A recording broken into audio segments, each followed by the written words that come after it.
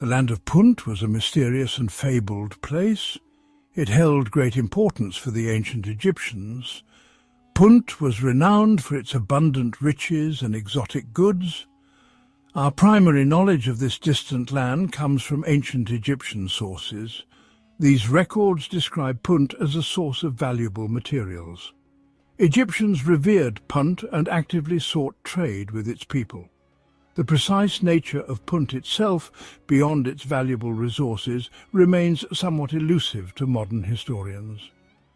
Nevertheless, Egyptians wrote about this special land for many centuries, indicating its enduring significance in their worldview and economy.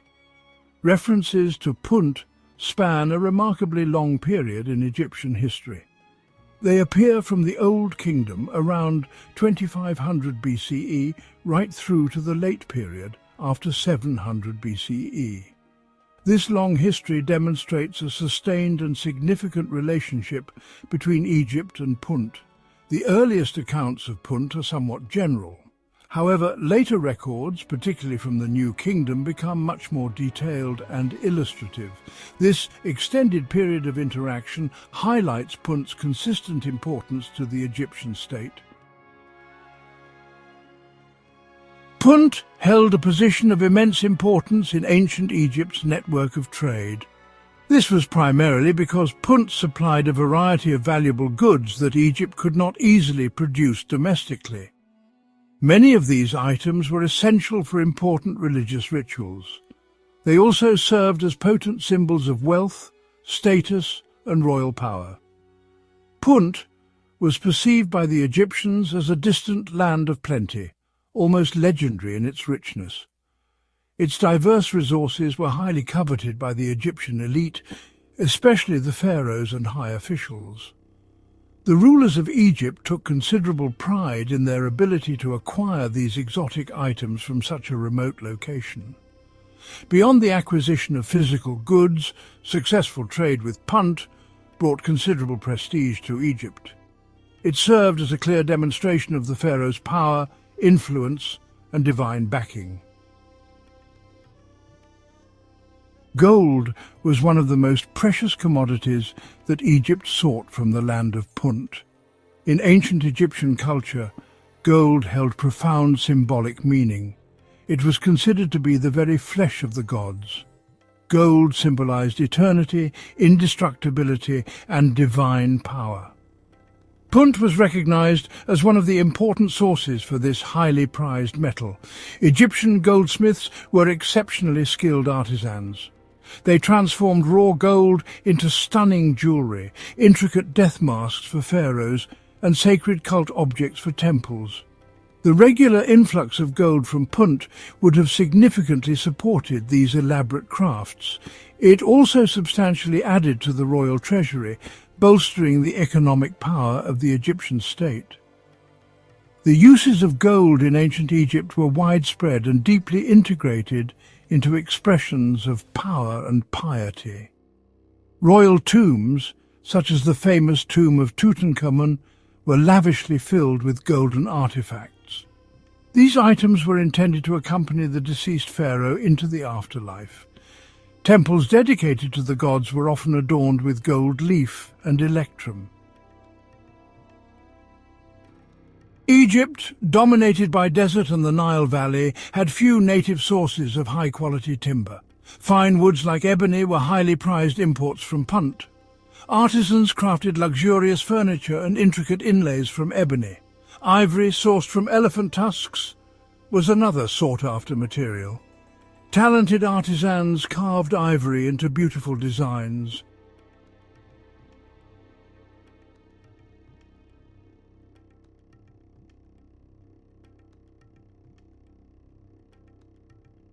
One of the most enduring mysteries surrounding the land of Punt is its exact geographical location. Despite numerous Egyptian texts and depictions referencing Punt, its precise whereabouts remain unknown to this day. This question has been the subject of intense scholarly debate for well over a century. The ancient Egyptian records provide many valuable clues, such as lists of trade goods and depictions of the Puntites and their environment. However, these records do not include any precise maps or geographical coordinates as we understand them. This uncertainty significantly adds to Punt's mystique and allure. Discovering the definitive location of Punt would represent a major archaeological breakthrough.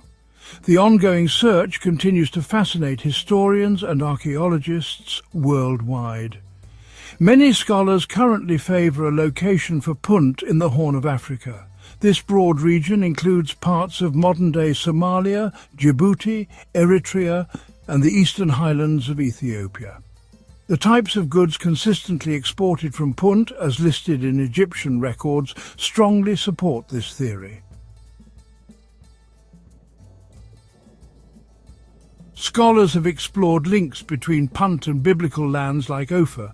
Ophir is described in the Bible as a source of immense wealth. King Solomon received gold and precious items from Ophir. The exact location of Ophir remains debated among scholars. This makes any direct link between Punt and Ophir speculative.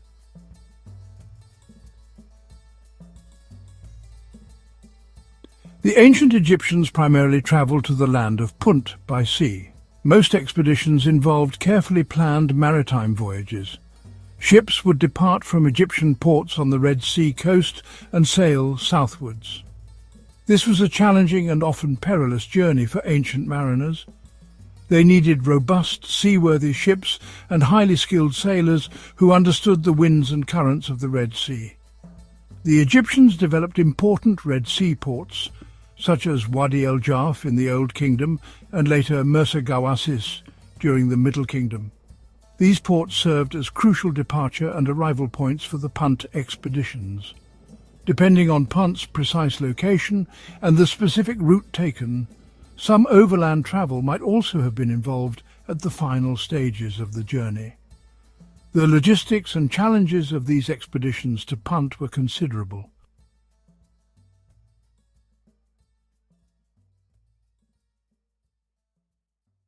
Queen Hatshepsut's expedition to the land of Punt stands as one of the most famous and well-documented trading ventures in ancient history. This remarkable voyage took place around the year 1493 BCE during the prosperous 18th dynasty of Egypt's new kingdom. Hatshepsut was one of ancient Egypt's most powerful and successful female pharaohs. The expedition to Punt was a major highlight and significant achievement of her long and influential reign. She ensured that this grand undertaking was commemorated in extraordinary detail. These detailed records have provided invaluable information for historians studying ancient trade, shipbuilding, and international relations. Her motivations for launching such an ambitious expedition were likely a combination of economic, religious, and political factors. The most detailed account of Hatshepsut's Punt expedition is found at her magnificent mortuary temple at Deir el-Bahri, located on the west bank of the Nile at Thebes. The walls of this temple are adorned with extensive and beautifully carved reliefs, accompanied by hieroglyphic inscriptions.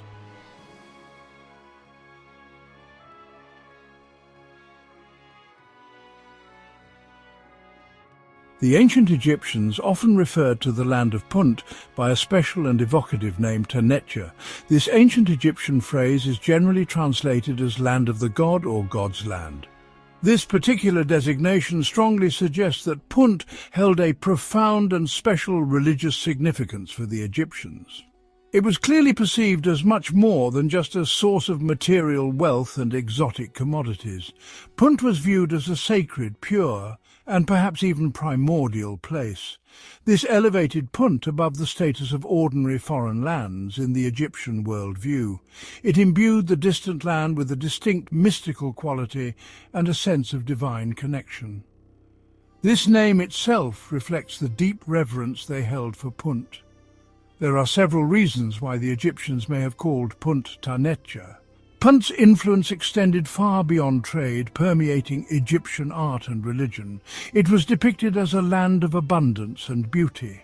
Wall carvings showcased Punt's rich resources and exotic allure. Art celebrated Punt as a utopian paradise. Religiously, Punt was God's land, a sacred place. Expeditions to Punt were sacred pilgrimages.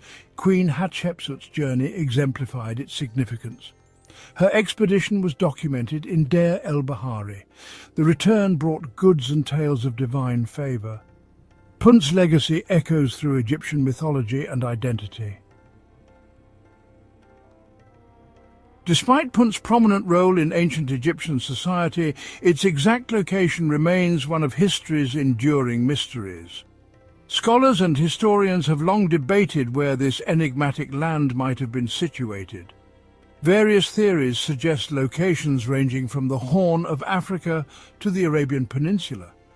Recent archaeological findings and modern research have provided new insights into this ancient puzzle. Discoveries of ancient Egyptian inscriptions and depictions of Puntite flora and fauna have pointed to regions along the Red Sea coast. Some scholars argue that Punt could be located in present-day Eritrea or Somalia. Analysis of ancient resin samples found in Egyptian tombs supports this theory. These resins match the botanical characteristics of trees native to the Horn of Africa. This has led many to support the theory that Punt was indeed located in this region.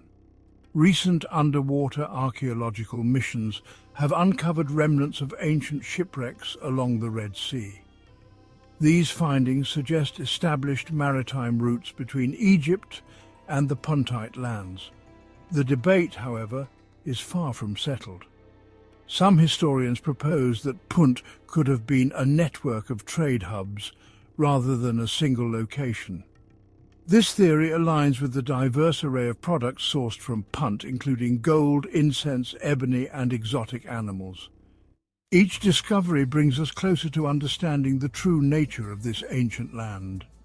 The quest to pinpoint Punt's location is a testament to the enduring fascination and curiosity that this legendary land inspires in modern scholars and historians. The search for Punt is not just about finding a place on the map, it is about connecting the dots of history and piecing together the legacy of a civilization that once thrived on the exchanges between these distant lands. The story of Punt, much like the land itself, continues to captivate and intrigue, reminding us of the rich tapestry of human history waiting to be explored.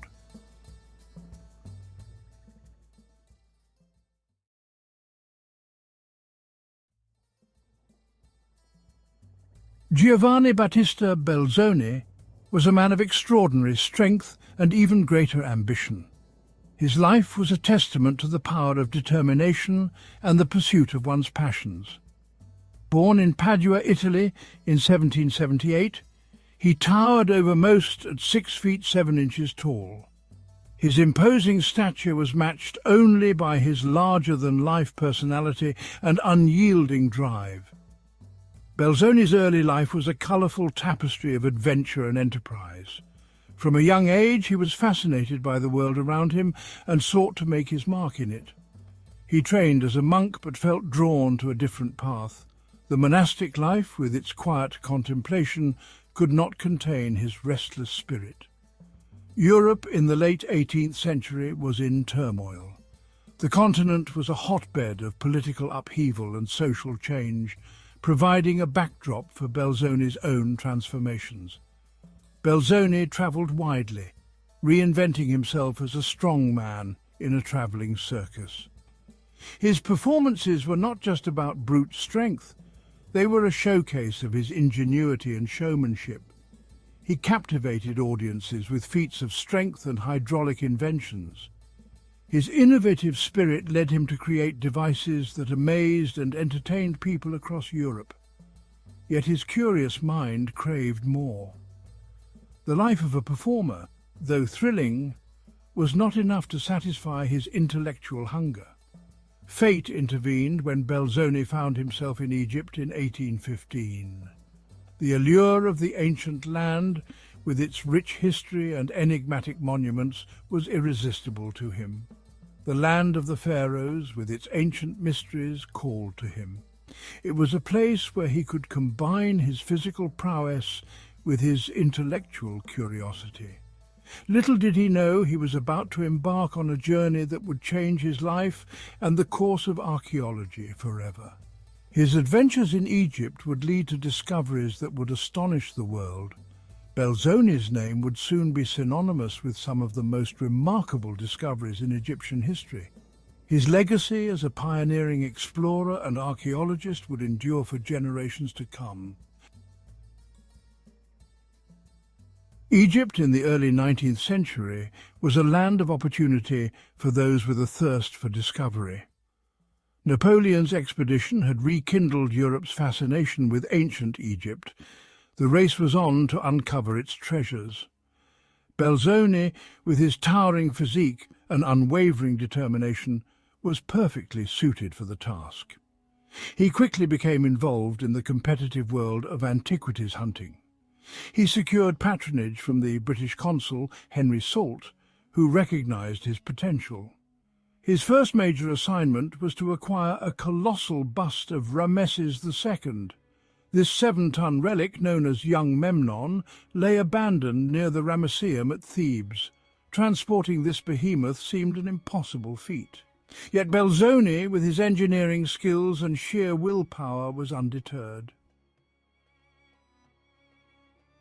Moving the 7-ton bust of Rameses II was a logistical nightmare, a challenge that tested the limits of early 19th century engineering and human endurance. The scorching desert heat, the lack of proper roads, and the sheer size of the statue presented formidable obstacles. The harsh environment was unforgiving, with temperatures soaring and the terrain offering no mercy. But Belzoni, with his characteristic ingenuity, devised a plan.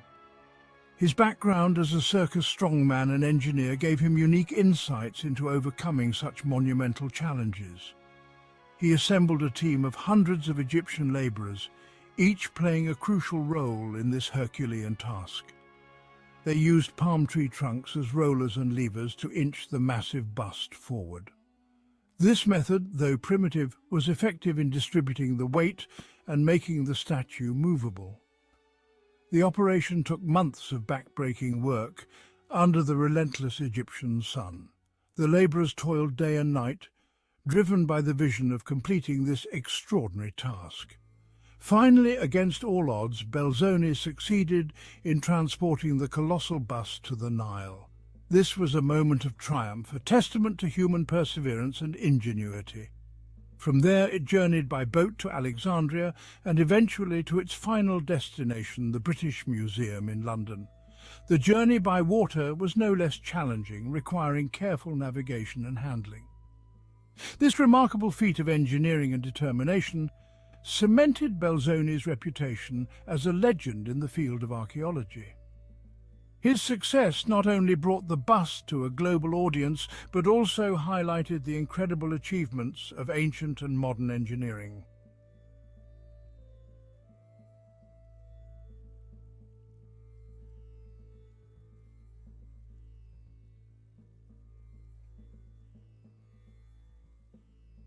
Belzoni's exploits were far from over. His adventures in Egypt had only just begun, and he was determined to uncover more of its hidden treasures. In 1817, he set his sights on Nubia, a region in southern Egypt renowned for its ancient temples. This area, rich in history and mystery, called to him like a siren's song. His mission to locate and excavate the Temple of Abu Simbel. This was no ordinary task. It was a quest that required both courage and ingenuity.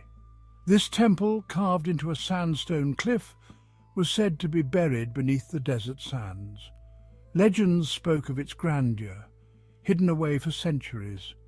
Guided by local stories and his own intuition, Belzoni found the temple's entrance, half submerged in sand. It was a moment of triumph, but the real work was just beginning. The task of clearing the entrance was monumental. The sheer volume of sand that had to be removed was staggering. Once again, Belzoni rallied a team of workers. These men, driven by the promise of discovery, worked under the scorching sun. They laboured tirelessly, removing tons of sand by hand. Each shovelful brought them closer to unveiling the ancient marvel. Finally, the entrance to the temple, adorned with colossal statues of Ramesses II, was revealed. These statues, standing guard for millennia, were a sight to behold. Belzoni's discovery of Abu Simbel was a sensation. News of the find spread quickly, capturing the imagination of people around the world.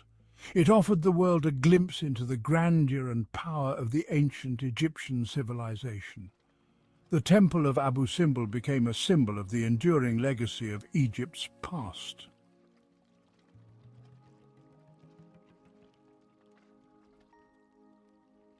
Belzoni's most celebrated discovery, however, awaited him in the Valley of the Kings.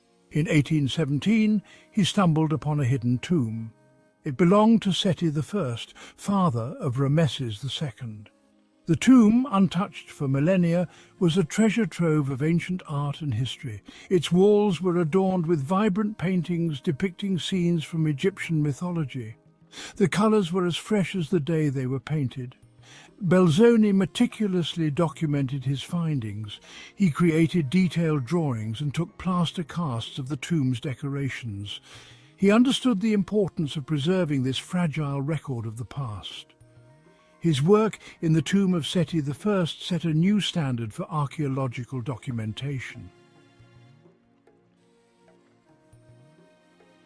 Belzoni's thirst for knowledge led him to explore the most iconic monuments of Egypt, the pyramids of Giza. In 1818, he turned his attention to the pyramid of Khafra. This pyramid, the second largest at Giza, had never been successfully explored. Undeterred by the dangers and difficulties, Belzoni discovered a hidden passage. He bravely entered the pyramid's depths. After weeks of painstaking effort, he reached the burial chamber. The chamber, however, was empty. It had been looted in antiquity. Despite the disappointment, Belzoni's achievement was remarkable. He was the first person in centuries to penetrate the secrets of Khafra's pyramid. Belzoni's adventures were not confined to Egypt. He explored the ancient city of Thebes, searching for the lost oasis of Siwa. He ventured into the heart of the Sahara Desert. He braved treacherous journeys and faced countless dangers, all in the name of exploration and discovery. His travels took him beyond Egypt, to the Red Sea, and even across the Atlantic to the Americas. Belzoni's life was a testament to the power of human curiosity and the allure of the unknown.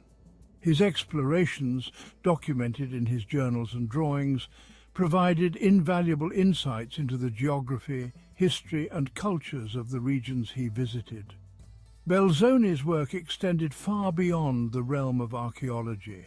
He was a true pioneer, pushing the boundaries of human knowledge and experience.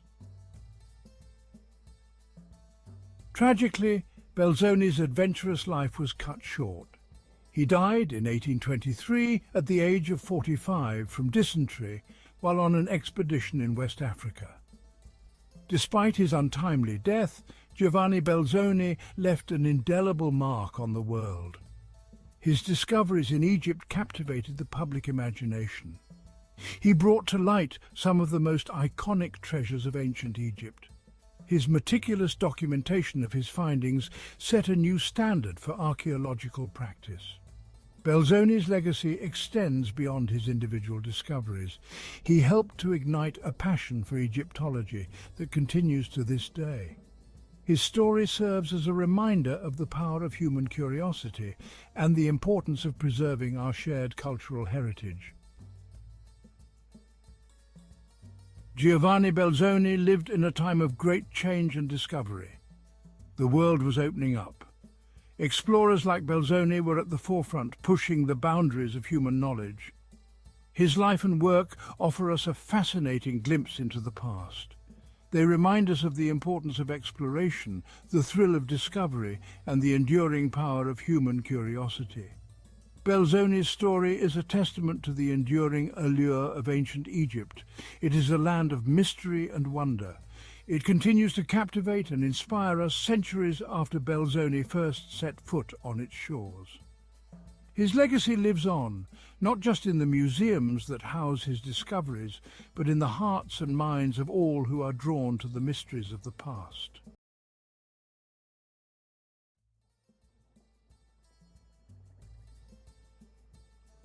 Deep within the heart of Egypt, the Nile River flows. It courses through a land of ancient wonders. On an island, amidst the flowing waters, stands a testament to a bygone era, the Philae Temple. This architectural marvel, with its towering pylons and intricate carvings, has captivated travellers for centuries. The echoes of pharaohs whisper through its corridors. The grandeur of the Roman Empire left its mark. Today, the Philae Temple stands as a beacon from the past. Its beauty and history continue to inspire awe. Join us now as we embark on a journey to uncover the secrets of the Philae Temple.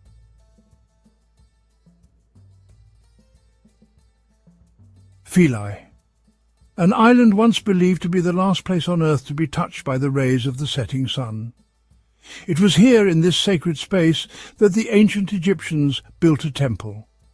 It was dedicated to Isis, the goddess of magic, motherhood and healing. The temple complex, a dazzling display of artistry and engineering, was a place of pilgrimage. People came from far and wide to seek the goddess's favour. They offered prayers and gifts. The air was thick with incense. The sound of chanting priests echoed through the halls. Philae was a sanctuary where the divine and mortal realms intertwined. The temple itself reflected the Egyptians' understanding of the cosmos.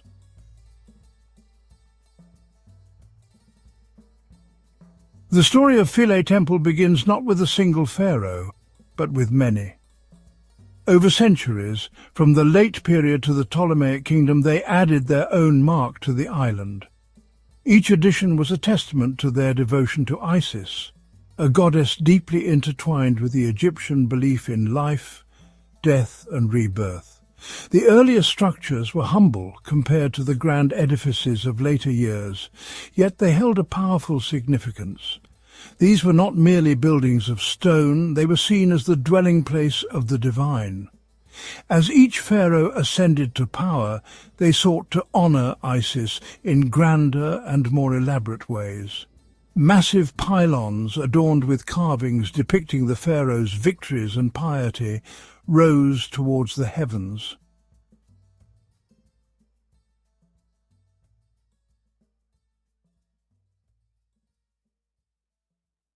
At the heart of the Philae Temple complex lay the sanctuary of Isis.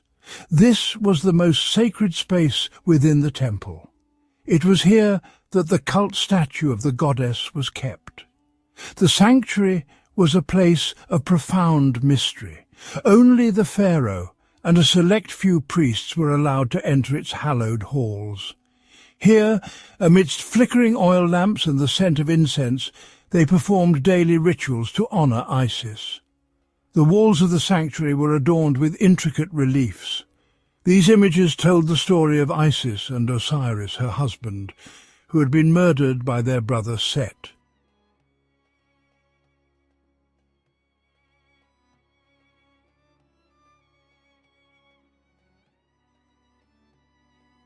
Every inch of the Philae Temple was a testament to the skill and artistry of the ancient Egyptian builders. They used simple tools, yet they created structures of astonishing size and complexity. The walls of the temple were adorned with thousands of hieroglyphs. These intricate symbols, carved into the stone with astonishing detail, told the stories of the gods, the pharaohs, and the Egyptian people. They served as a reminder of the temple's sacred purpose and provided a glimpse into the beliefs and values of a civilization long gone. Scholars painstakingly decipher the hieroglyphs, piecing together the story of the Philae Temple.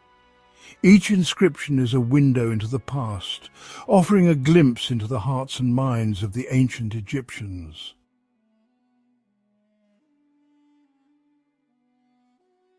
The Ptolemaic dynasty, descended from one of Alexander the Great's generals, embraced Egypt as their own. They recognized the power of tradition, the importance of maintaining the old ways to secure their rule. The Philae Temple, already a place of significant religious and cultural importance, became a focal point for their patronage. Under the Ptolemies, the temple complex underwent a period of expansion and embellishment. New structures were added, each grander than the last. The Ptolemies sought to outdo their predecessors, to leave their own indelible mark on this sacred site. The temple became a symbol not just of religious devotion, but of royal power and prestige. The graceful columns and intricate floral motifs hinted at the influence of the Hellenic world, blending seamlessly with the existing Egyptian architecture.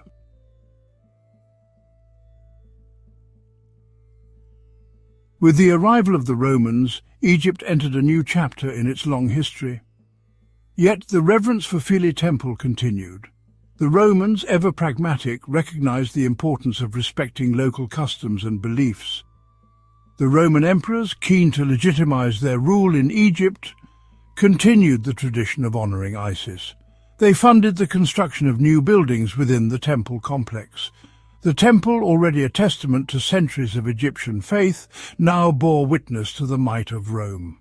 The Roman presence at Philae is most evident in the kiosk of Trajan. This grand structure, with its massive columns and open design, served as a ceremonial gateway to the temple.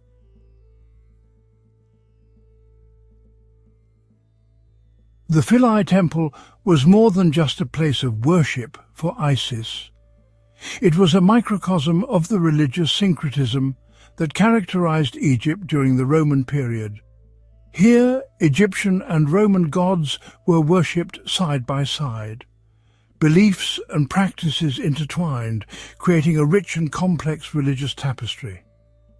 One of the most striking examples of this religious fusion is the worship of Imhotep. Originally a mortal architect and physician during the Old Kingdom, Imhotep had been elevated to the status of a god of healing. At Philae, his cult thrived alongside that of Isis. The Philae Temple, throughout its long history, served as a testament to the enduring power of faith. It was a place where cultures and beliefs intertwined, creating a unique and vibrant religious landscape.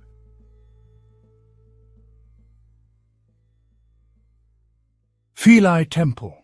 More than just a collection of stones, it was and remains deeply intertwined with its environment.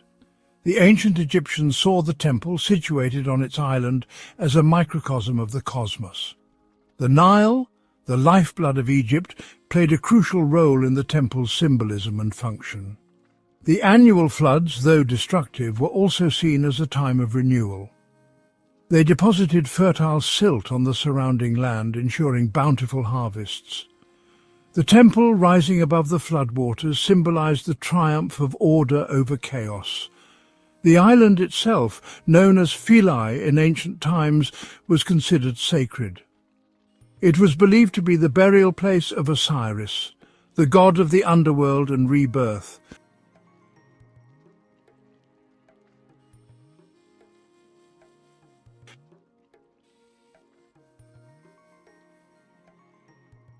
For centuries, the Nile River nourished Philae Temple. Its waters carried stories of countless generations. Pilgrims came, drawn to the temple's beauty and power. The Nile was integral to the temple's rituals. Priests used its water for purification. They navigated its currents in small boats. The Nile's ebb and flow mirrored life's cycles. Philae Temple offered hope and solace.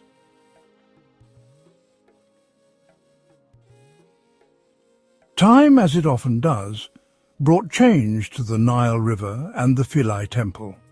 The construction of the Aswan Low Dam in the early 20th century altered the river's natural flow. The temple, once accustomed to the annual floods, now found itself partially submerged for much of the year. Recognizing the threat posed by the rising waters, UNESCO stepped in. They recognized the Philae Temple as a World Heritage Site.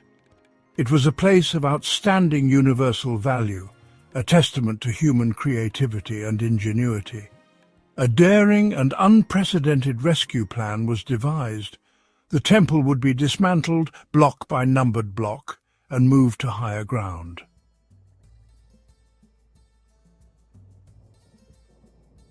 The first phase of the rescue project involved constructing a cofferdam around the island of Philae.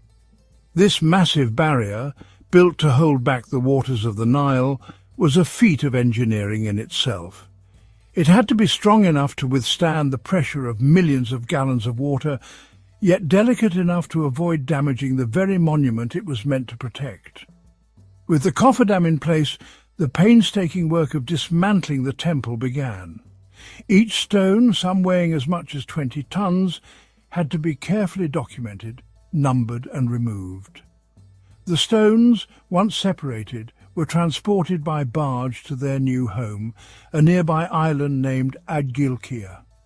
This island, carefully chosen for its resemblance to Philae's original shape, would become the temple's new sanctuary.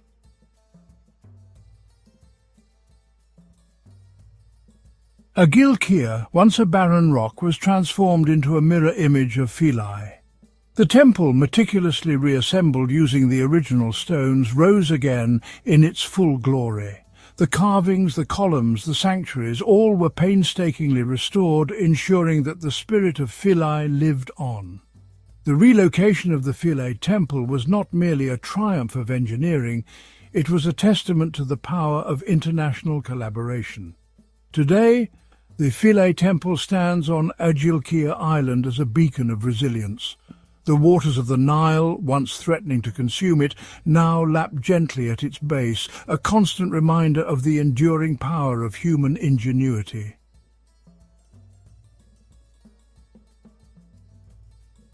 The ancient Egyptians were masters of symbolism, and the Philae Temple is replete with hidden meanings. One fascinating aspect is the temple's alignment with the rising sun. During the winter solstice, the shortest day of the year, the sun's rays would penetrate deep into the temple's inner sanctuaries, symbolically illuminating the statue of Isis. The acoustics of the Philae Temple are another intriguing feature. The ancient architects designed the temple's halls and chambers to enhance sound. The chanting of priests, the music of sistrums and drums would have reverberated within these spaces, creating an immersive and ethereal soundscape. Even today, visitors to the Philae Temple can experience echoes of this sonic past.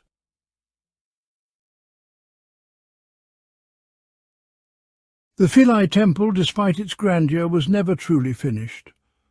The last pylon, intended to be the temple's crowning glory, was left incomplete.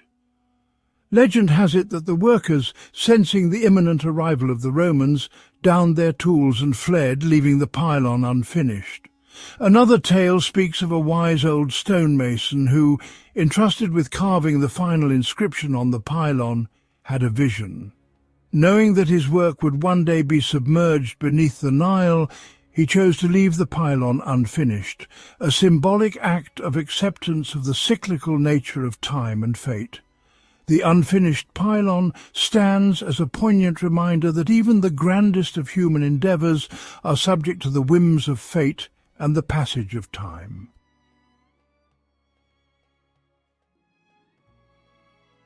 The Philae Temple, standing on its new island home, is a testament to the enduring power of the human spirit.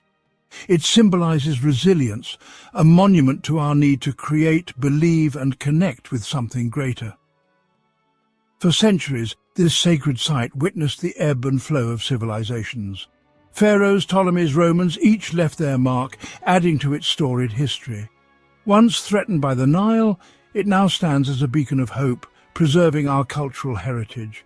Philae's stories about the people who built, worshipped, and found meaning within its walls.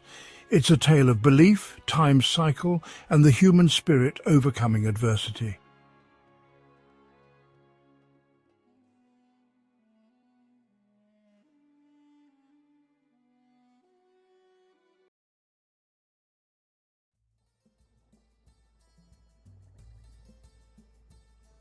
The sands of Egypt hold more than just ancient ruins and buried treasure. They whisper stories of a civilization that thrived for millennia. Journey with us now as we peel back the layers of time and uncover the culinary world of the ancient Egyptians. Imagine the Nile River, a glistening ribbon of life meandering through the desert. Its fertile banks gave birth to a civilization that would become a beacon of art, architecture and culture. The food of ancient Egypt wasn't merely sustenance. It was a reflection of their beliefs, their social structure and their deep connection to the land. Through their cuisine we can catch a glimpse of their world.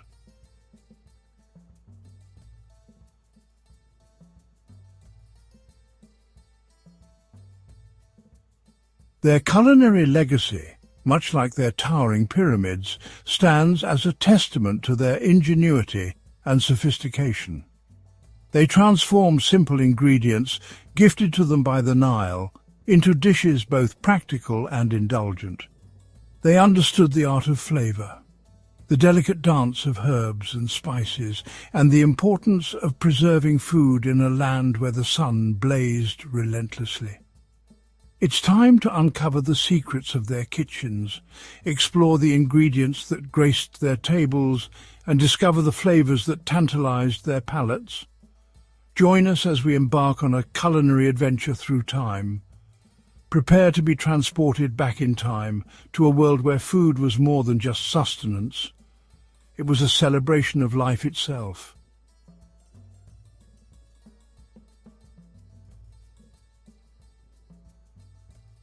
The Nile River, often referred to as the father of life by the ancient Egyptians, was much more than a waterway.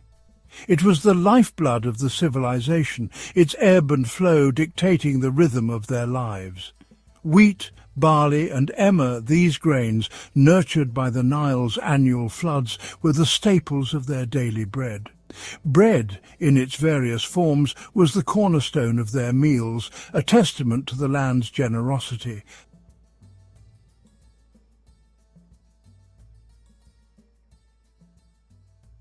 Lentils, chickpeas and fava beans, these protein-rich legumes, added variety and sustenance to their diet. The ancient Egyptians were masters of cultivating the land, coaxing life from the desert with their intricate irrigation systems. Their agricultural prowess ensured a steady supply of these essential crops, forming the foundation of a cuisine that was as diverse as it was nourishing.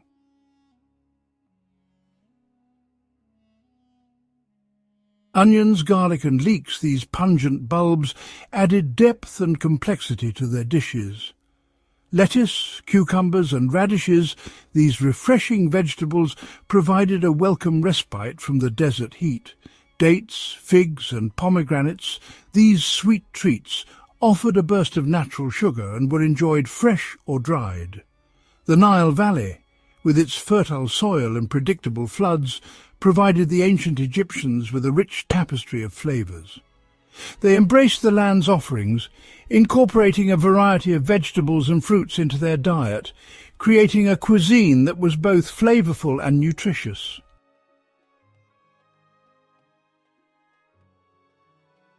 Fish, abundant in the Nile, was a staple protein source, particularly for those living near the river. Fish was often dried, salted or smoked, preserving it for leaner times. Fowls such as ducks, geese and pigeons were also a part of their diet. Meat from cattle, sheep and goats was a more luxurious food, reserved for special occasions or the elite. The ancient Egyptians were skilled hunters and fishermen, supplementing their plant-based diet with protein from the Nile and the surrounding land. From the humble fisherman to the wealthy landowner, protein sources varied, reflecting the social hierarchy of the time. Imagine the aroma of roasted meat filling the air during a feast, a symbol of wealth and prosperity.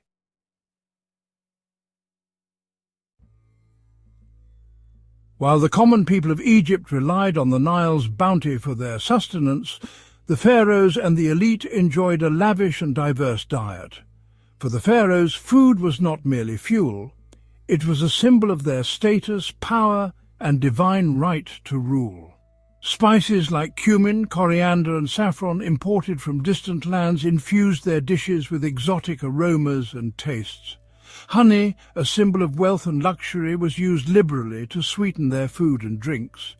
The pharaohs dined on delicacies that were beyond the reach of ordinary Egyptians.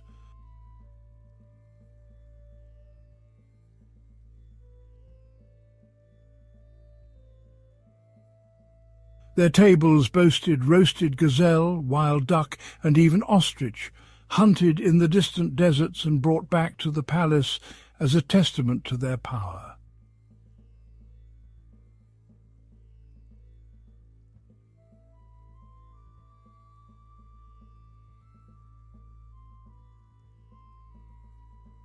Wine, a symbol of celebration and abundance, flowed freely at these lavish banquets. Sweets, made with honey, dates and figs, provided a sweet ending to their extravagant meals. The pharaoh's meals were a far cry from the simple fare of their subjects. Their diets were a reflection of their wealth, power, and access to resources that were beyond the reach of ordinary Egyptians. The pharaoh, considered a living god, had access to the most exclusive and luxurious foods, a diet designed to reflect his divine status. His meals were prepared by a dedicated team of cooks who adhered to strict rituals and guidelines to ensure their purity and quality.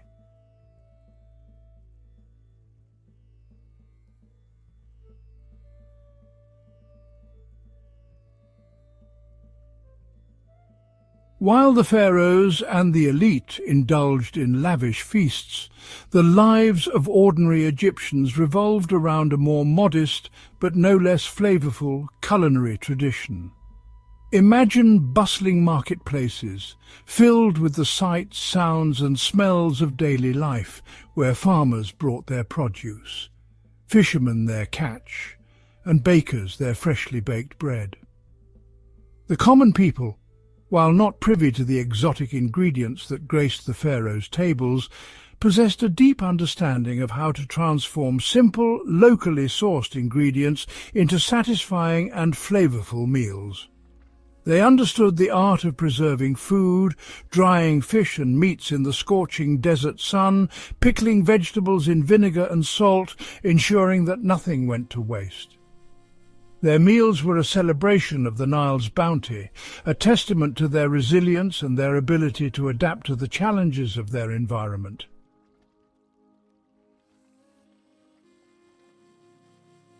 The ancient Egyptians, masters of agriculture, cultivated a dazzling array of fruits that thrived in the fertile Nile Valley. Dates, with their sticky sweetness and chewy texture, were a staple food, a source of natural sugar and energy. Dates were enjoyed fresh, dried, used to sweeten cakes and breads, or even fermented into a mildly alcoholic beverage. Figs, plump and bursting with juicy sweetness, were another beloved fruit.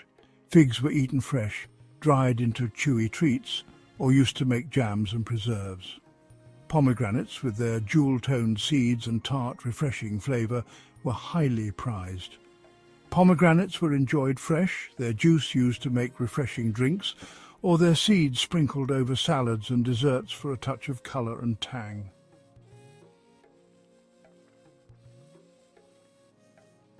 Grapes, cultivated in vineyards that stretched along the Nile Delta, were a symbol of abundance and celebration. Grapes were enjoyed fresh, dried into raisins, or most famously fermented into wine, a beverage enjoyed by both the living and the dead. Watermelons, with their juicy, refreshing flesh, provided a welcome respite from the desert heat. Watermelons were enjoyed fresh, their juice quenching thirst and providing much-needed hydration under the scorching sun. These fruits, gifts of the fertile Nile Valley, were more than just food to the ancient Egyptians. They were symbols of life, abundance, and the generosity of the gods. They were woven into the fabric of their daily lives, their flavors enjoyed by pharaohs and peasants alike.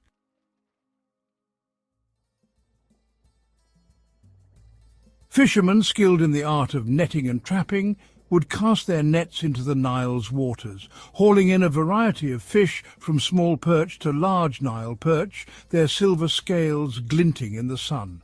Fish, a valuable source of protein, was prepared in a variety of ways. It was grilled over open fires, baked in clay ovens, dried in the sun, or salted and preserved for leaner times. While fish was a staple for many, meat was a more luxurious food, reserved for special occasions or for those who could afford it. Cattle, sheep and goats, domesticated animals that grazed on the fertile land along the Nile, provided a source of meat, milk and hides. Hunting, while not as prevalent as fishing or animal husbandry, also played a role in providing meat for the Egyptian table.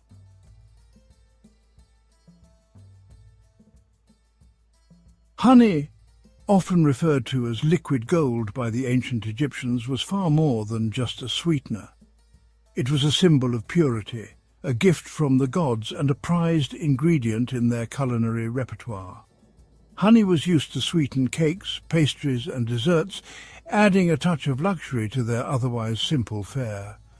But honey's role in ancient Egyptian cuisine extended far beyond sweetening.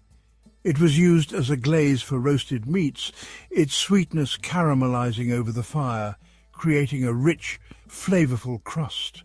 Honey was also used as a preservative, its antibacterial properties extending the shelf life of fruits, vegetables, and even meats.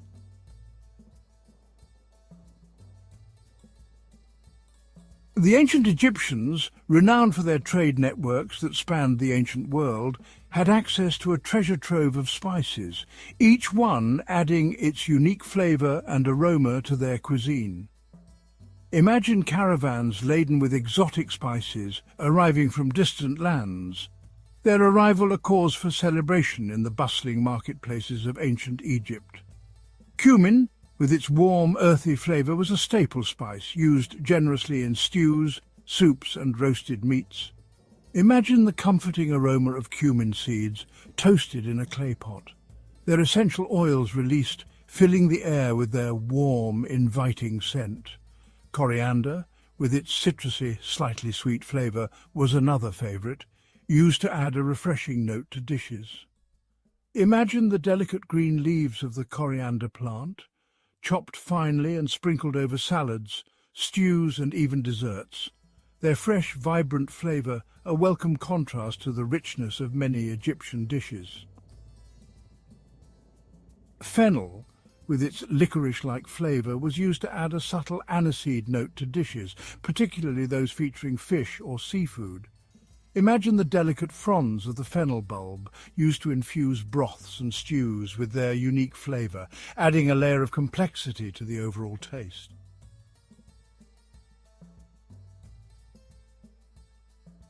The ancient Egyptians were remarkably innovative in their culinary practices. They developed techniques for preserving food and brewing beverages. Fermentation was well understood by the ancient Egyptians. They used it to create beer, a staple drink.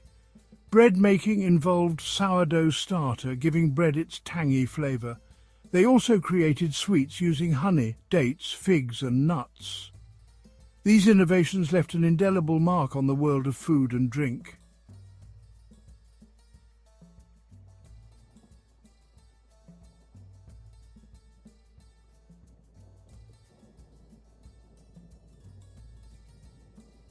Our journey through the kitchens and fields of ancient Egypt draws to a close, leaving us with a profound appreciation for a civilization that understood the art of sustenance and celebration.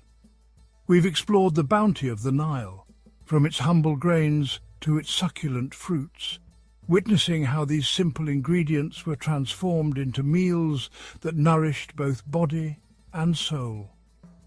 Imagine the echoes of laughter and conversation around a fire as families gathered to share their daily bread, the aroma of spices mingling with the smoke, creating a sensory experience that transcended time. Food wasn't merely fuel for the ancient Egyptians. It was a thread that wove together the fabric of their society, connecting them to the land, their gods, and each other. We've delved into the grand feasts of the pharaohs, where exotic delicacies and imported spices were a testament to their power and influence. Yet, even amidst such opulence, the essence of Egyptian cuisine remained rooted in the land's bounty, a reminder that even the most powerful rulers were ultimately dependent on the Nile's generosity. From the humblest farmer to the mighty pharaoh, food played a pivotal role in shaping the lives, beliefs, and traditions of this remarkable civilization. Their culinary legacy, much like their towering pyramids, stands as a testament to their ingenuity, resourcefulness, and deep-rooted connection to the natural world.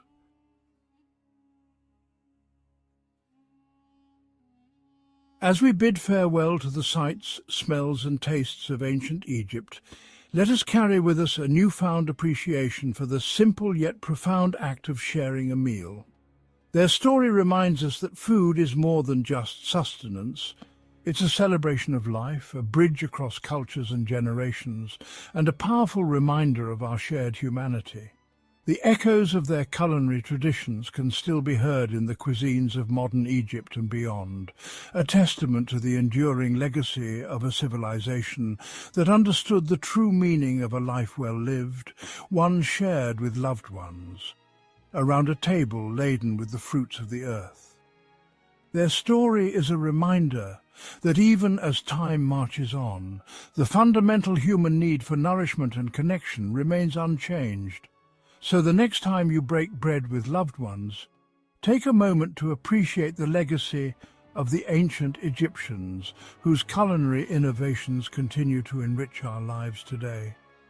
Their story, etched in stone and whispered by the desert winds, reminds us that even the grandest civilizations are built upon the simple foundation of a shared meal.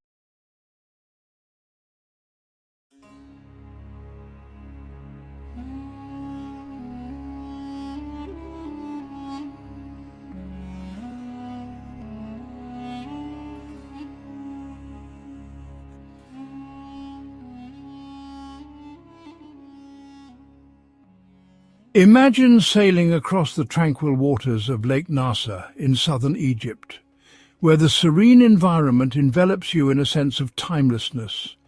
The sun bathes the landscape in a warm, golden light, casting long shadows and creating a mesmerizing play of colors on the water's surface. As you glide across the lake, a majestic sight emerges on the horizon, gradually revealing itself in the distance. A sandstone temple, its massive pylons reaching for the sky, stands as a testament to a bygone era, echoing the grandeur of ancient civilizations.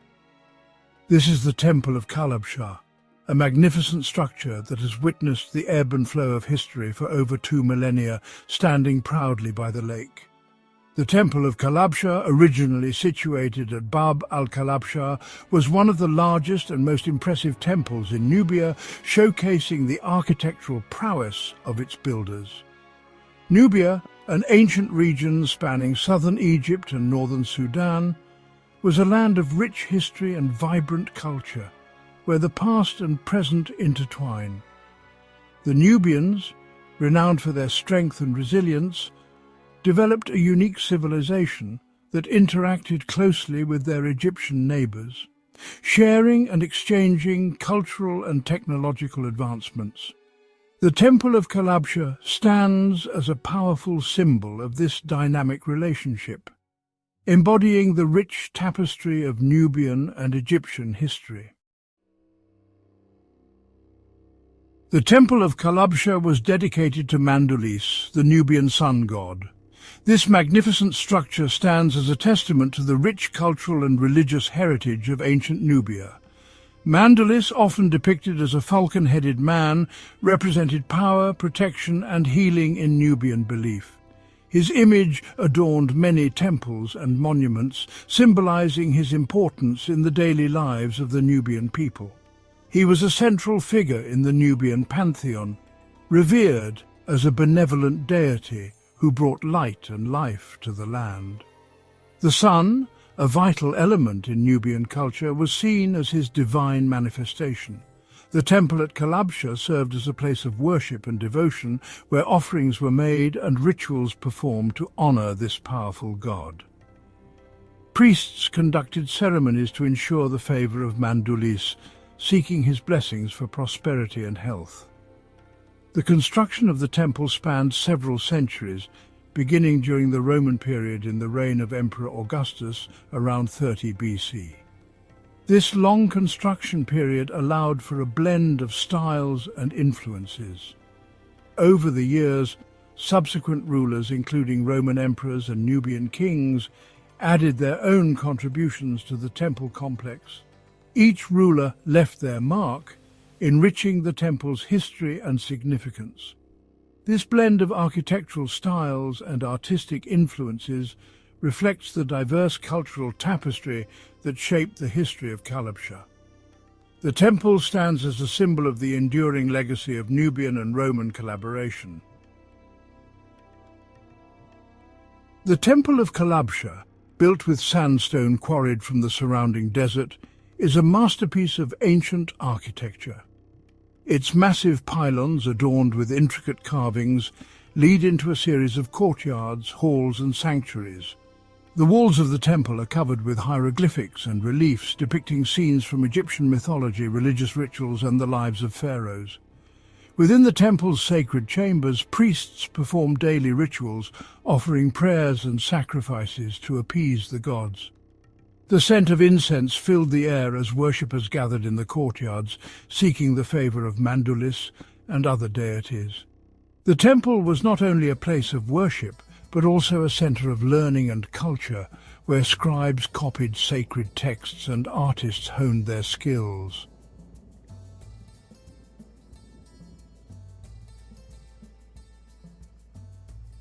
For centuries, the Temple of Kalabsha stood as a beacon of faith and culture, its massive structure seemingly impervious to the passage of time. However, in the 20th century, a modern marvel threatened its very existence: the construction of the Aswan High Dam, a monumental project aimed at controlling the flow of the Nile River and generating hydroelectric power, would create a vast reservoir behind it, Lake Nasser.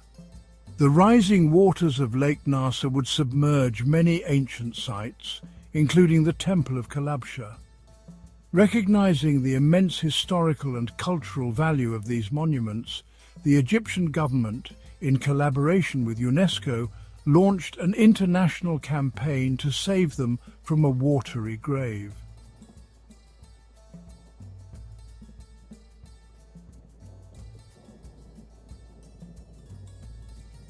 The international campaign to save the monuments of Nubia, launched in 1960, was an unprecedented undertaking. It was a call to action that resonated across the globe, drawing attention to the rich cultural heritage at risk of being lost forever. Archaeologists, engineers and experts from around the world joined forces in a race against time to document, dismantle and relocate threatened monuments.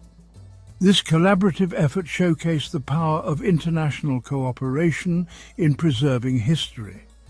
The Temple of Kalabsha, one of the largest and most significant structures at risk, became a focal point of this international effort.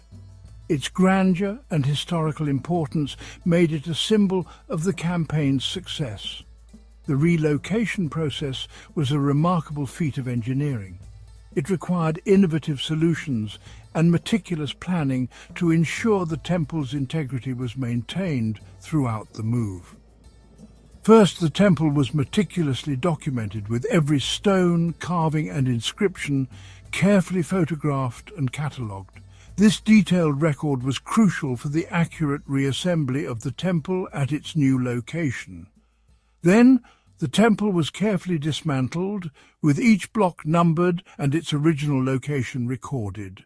This painstaking process ensured that the temple could be reconstructed exactly as it had stood for centuries. The disassembled blocks were then transported to a new site, higher ground that would remain above the waterline of Lake Nasser. This new location would protect the temple from the rising waters, preserving it for future generations to admire and study.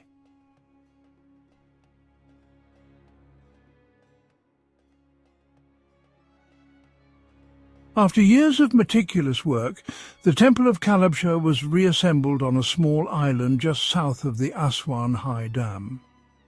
This new location, carefully chosen to resemble the temple's original setting as much as possible, offered a safe haven for the ancient monument. Today the temple stands proudly on its island home, its sandstone walls glowing in the warm Egyptian sun.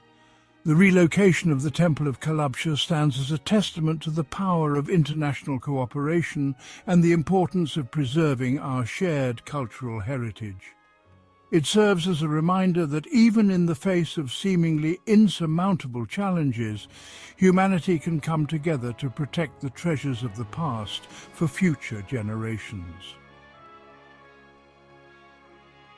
In recognition of its outstanding universal value, the Temple of Kalabsha, along with other monuments relocated during the Nubian salvage campaign, was inscribed on the UNESCO World Heritage List in 1979. This prestigious designation recognizes the temple's significance as an exceptional example of ancient Nubian architecture and a testament to the rich cultural heritage of the region. The inscription of the Temple of Kalabsha on the World Heritage List highlights the importance of preserving cultural heritage for present and future generations. It serves as a reminder of the enduring power of the past to inspire, educate, and connect us to our shared human history. The Temple of Kalabsha offers a fascinating glimpse into the religious beliefs and practices of ancient Nubia. The temple's reliefs and inscriptions provide valuable insights into the worship of Mandulis, the Nubian sun god, and his role in the lives of the people. They also shed light on the interactions between the Nubian and Egyptian cultures, revealing a complex tapestry of shared traditions and unique beliefs. One intriguing feature of the Temple of Kalabsha is the presence of a small chapel dedicated to the worship of Augustus, the first Roman emperor. This chapel, built during the Roman period, reflects the influence of Roman rule in Nubia and the syncretic nature of religious beliefs in the ancient world. Today, the Temple of Kalabsha stands as a popular tourist destination, attracting visitors from around the world who come to marvel at its architectural grandeur and soak up its historical significance.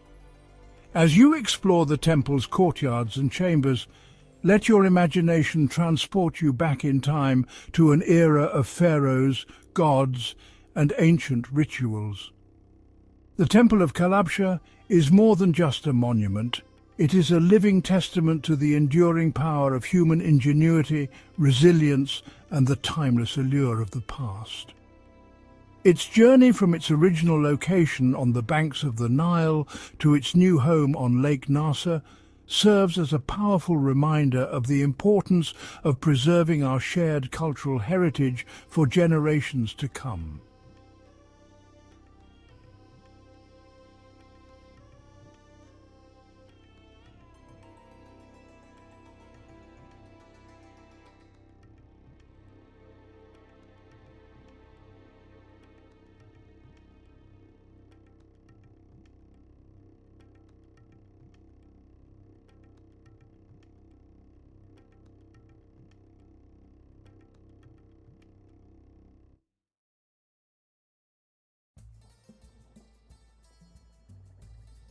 Let's travel back in time to meet the Nabataeans, a fascinating ancient civilization. They were an ancient people who lived in the deserts of the Middle East, thriving in one of the harshest environments on Earth. Imagine them becoming a powerful force between the 4th and 2nd centuries BC, known for their amazing trading skills and strategic acumen. They were like the experts of their time, controlling important trade routes that connected Arabia, Egypt and the Mediterranean, facilitating the exchange of goods and culture. Think of the valuable goods they transported: spices, incense and myrrh, items that were highly sought after and essential for various rituals and daily life. These goods were super popular in the ancient world, making the Nabataeans incredibly influential and wealthy. This trade made them very wealthy, allowing them to build impressive cities and monuments, the most famous being Petra, carved into the cliffs. The Nabataeans were also skilled negotiators, adept at keeping peace with different empires and ensuring the safety of their trade routes. This made them important players in the region's trade, acting as intermediaries between various cultures and economies. Even today, historians and archaeologists are fascinated by their legacy as desert traders, uncovering new insights into their sophisticated society and enduring influence. The beginnings of the Nabataeans are still a bit of a mystery. Their early history is shrouded in the sands of time, leaving much to the imagination and the diligent work of archaeologists. Scholars, who are like history detectives, believe they were a nomadic Arab people who journeyed from the Arabian Peninsula around the 6th century BC. These scholars piece together clues from ancient texts and artifacts to form a picture of the Nabataeans' early days. They settled in what we now know as Jordan, southern Syria, and northwestern Saudi Arabia. This region, with its rugged terrain and strategic location, became the heart of their civilization. Living in this tough desert environment shaped their culture, making them experts at saving water. The harsh conditions of the desert demanded ingenuity and resilience, qualities that the Nabataeans possessed in abundance. They came up with clever ways to collect and store water, which helped them thrive in this unforgiving landscape. Their advanced water management systems, including cisterns and rock-cut channels, were marvels of engineering. The name Nabataean might come from the Arabic word nabat, meaning to spring up or grow, which makes sense considering how they flourished in a dry environment. Their ability to adapt and grow in such a harsh climate is a testament to their resourcefulness. The Nabataeans left behind a rich cultural legacy, and their impact on the region is still visible today. From the majestic ruins of Petra to the ancient inscriptions that tell their story, the Nabataeans continue to captivate our imagination and inspire awe.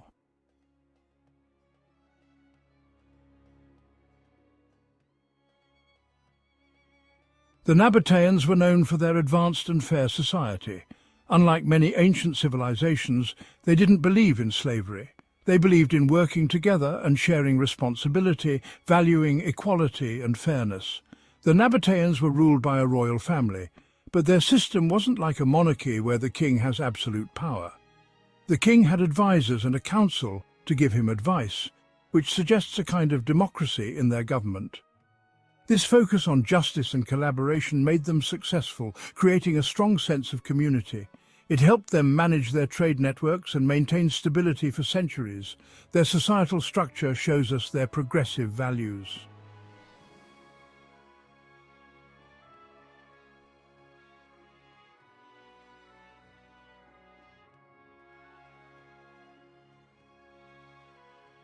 The Nabataeans believed in many gods and goddesses, often connected to nature.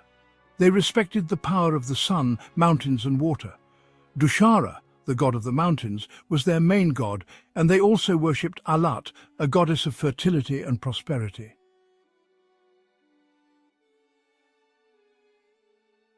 The Nabataeans included elements of other cultures in their religious practices, reflecting their interactions with different civilizations through trade. They considered certain places sacred, building impressive temples and high places for worship. These structures, often carved directly into sandstone cliffs, show off their amazing architectural skills. Their religious beliefs played a big part in their culture and art.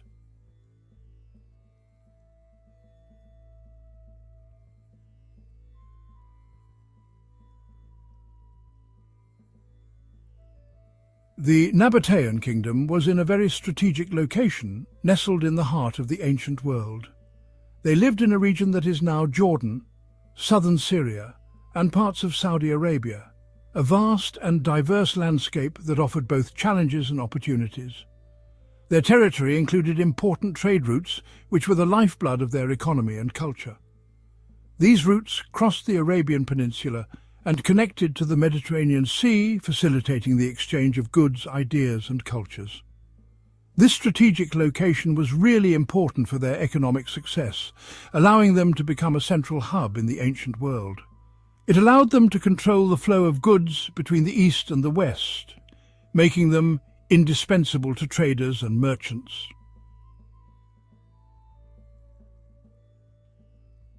The Nabataeans were skilled diplomats, adept at negotiating and maintaining alliances. They maintained peaceful relationships with their neighbours, ensuring stability and prosperity within their borders. This allowed them to focus on trade and development, building a robust economy and sophisticated infrastructure. They built a network of impressive cities, with Petra being the crown jewel, showcasing their architectural prowess. These cities thrived as centres of commerce and culture, attracting people from all over the ancient world. Their ability to thrive in a challenging environment is a testament to their adaptability and ingenuity, leaving a legacy that continues to inspire to this day.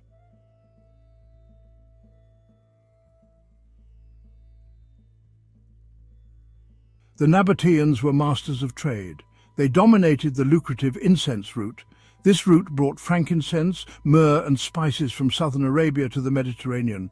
These commodities were highly prized in the ancient world. They were used in religious ceremonies, perfumes and medicines. The Nabataeans transported these goods across vast deserts using camel caravans. Their knowledge of the desert and its oases was unparalleled. They developed sophisticated systems for navigation and water conservation. This allowed them to cross vast distances and endure harsh conditions. Their control of the incense route brought them immense wealth and influence. They became key players in the ancient world's economy.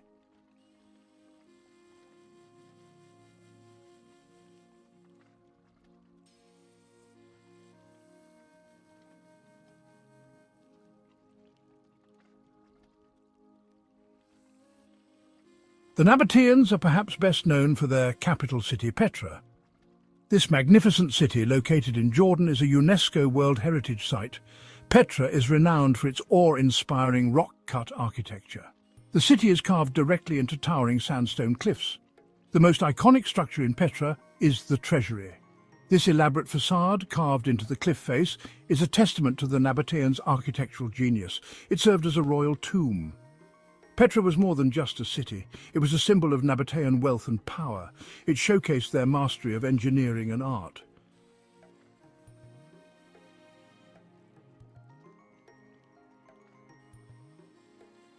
The Nabataeans lived in a complex geopolitical landscape. They interacted with powerful empires like the Ptolemies of Egypt and the Seleucids of Syria. The Nabataeans were skilled diplomats. They formed alliances and negotiated their independence. They successfully defended their territory against invasions. They demonstrated their military prowess. In 106 AD, the Roman Empire annexed the Nabataean kingdom. Petra became part of the Roman province of Arabia Petraea. Despite Roman rule, the Nabataeans' cultural influence persisted. Their architectural style continued to flourish.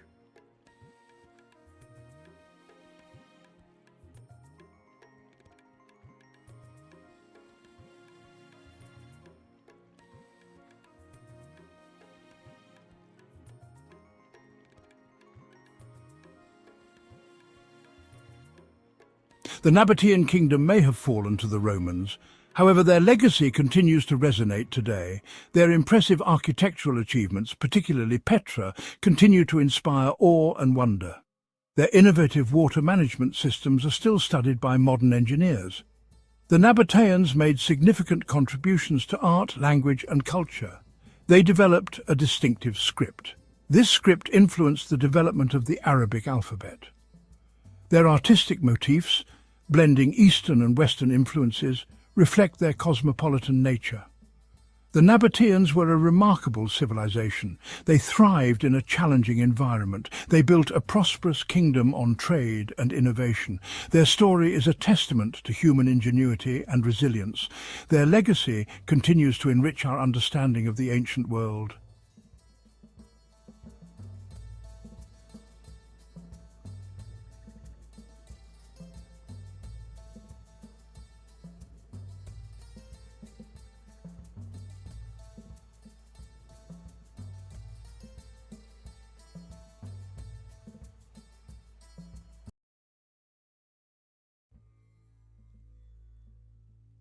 Deep in the heart of Nubia, where the Nile River flows through the sands of time, lies a land steeped in history and mystery.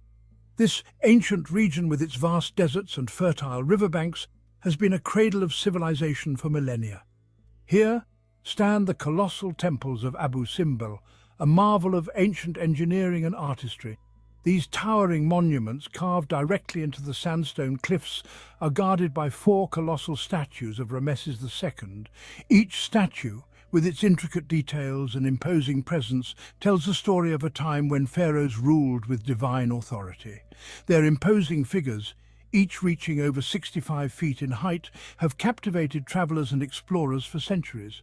These statues are not just stone carvings, they are a testament to the grandeur and ambition of ancient Egypt. Abu Simbel is more than just a temple complex. It's a testament to the power and ambition of one of ancient Egypt's most celebrated pharaohs. The walls of the temples are adorned with intricate hieroglyphics and carvings that depict the might and achievements of Ramesses II. The temple's location was strategically chosen. Nestled on the border between Egypt and Nubia, it served as a sentinel, watching over the lands and resources that were vital to the kingdom's prosperity. It sits on the border between Egypt and Nubia, a region rich in gold and other resources. The Nile River, flowing serenely nearby, was a lifeline, providing water, transportation and sustenance to the people of this ancient land. The imposing facade served as a powerful statement to any who dared to enter Egypt's southern frontier. It was a declaration of strength and a warning to potential invaders. It declared the might and authority of Ramesses II, reminding all of his dominion over these lands. The inscriptions and carvings are not just decorative, they are a chronicle of a ruler's legacy, etched in stone for eternity. As the sun sets over Abu Simbel, casting long shadows over the statues, one can't help but feel a sense of awe. The guardians of Nubia stand as silent sentinels, watching over the land and its people, a reminder of a glorious past that continues to inspire and captivate. Under the starlit sky, the temples of Abu Simbel come alive with a mystical glow. The guardians of Nubia, bathed in the soft light, seem almost ethereal, as if whispering the secrets of the ages to those who listen. Visitors from around the world come to witness this marvel, their faces reflecting the wonder and admiration that these ancient guardians inspire. The legacy of Ramesses II and the grandeur of Abu Simbel continue to leave an indelible mark on all who behold them. Ramesses II, who reigned from 1279 to 1213 BC, is considered one of Egypt's greatest pharaohs. His reign was marked by ambitious building projects, military campaigns, and a flourishing of art and culture. Abu Simbel, his most impressive architectural achievement, was intended to immortalize his legacy and honor the gods of ancient Egypt.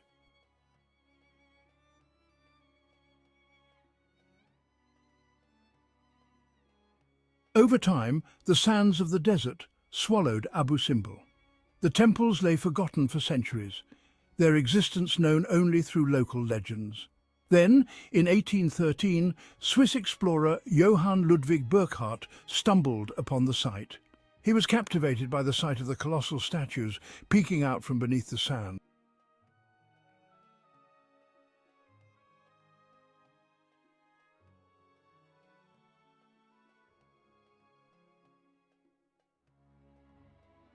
a monumental rescue, the Great Relocation. In the 1960s, the construction of the Aswan High Dam posed a significant threat to Abu Simbel. The rising waters of Lake Nasser, the reservoir created by the dam, would have submerged the temples entirely.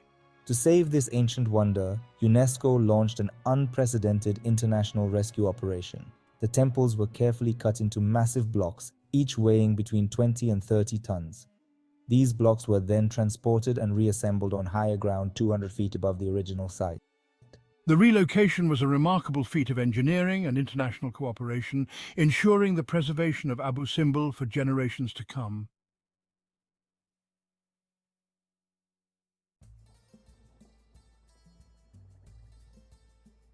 The temples of Abu Simbel are not just architectural marvels, they are a testament to the grandeur and ambition of ancient Egyptian civilization.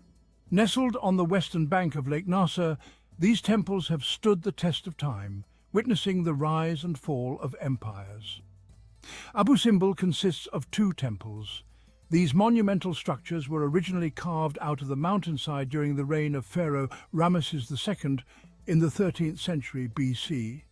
They were intended to demonstrate the power and divine nature of the pharaoh.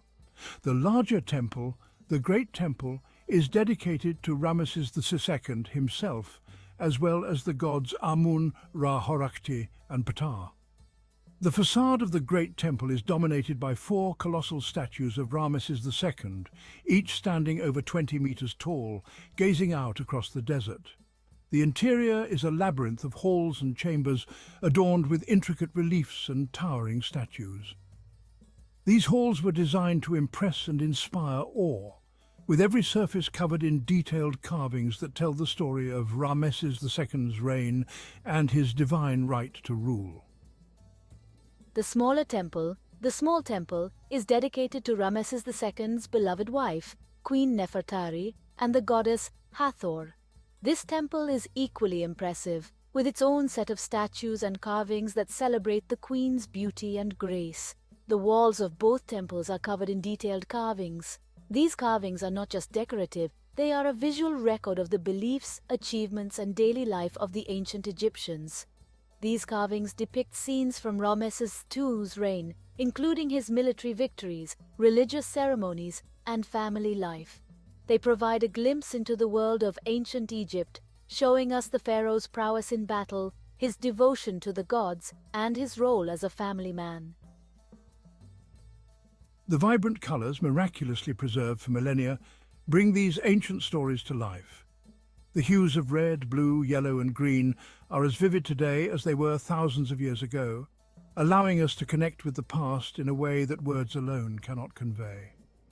As we explore these temples, we are not just looking at stone and paint. We are stepping into a world that has been carefully crafted to honour the gods and immortalise the legacy of one of Egypt's greatest pharaohs. One of the most remarkable features of Abu Simbel is its astronomical alignment. Twice a year, on February 22nd and October 22nd, the rising sun penetrates the Great Temple's inner sanctuary. The sunlight illuminates the statues of Ramesses II and the gods Amun and Ra-Horakhti, bathing them in a golden glow. This phenomenon, a testament to the ancient Egyptians' advanced understanding of astronomy, is believed to have coincided with significant events in Ramesses II's reign, such as his coronation or the start of the harvest season. The story of Abu Simbel is one of survival against all odds. Over the millennia, the temples have withstood the ravages of time, including natural disasters such as sandstorms and earthquakes. Yet they have remained remarkably well preserved, a testament to the skill and dedication of the ancient builders. From its creation by a powerful pharaoh to its rediscovery by intrepid explorers and its ultimate relocation to escape the rising waters, the history of Abu Simbel is a tale of human ingenuity and perseverance.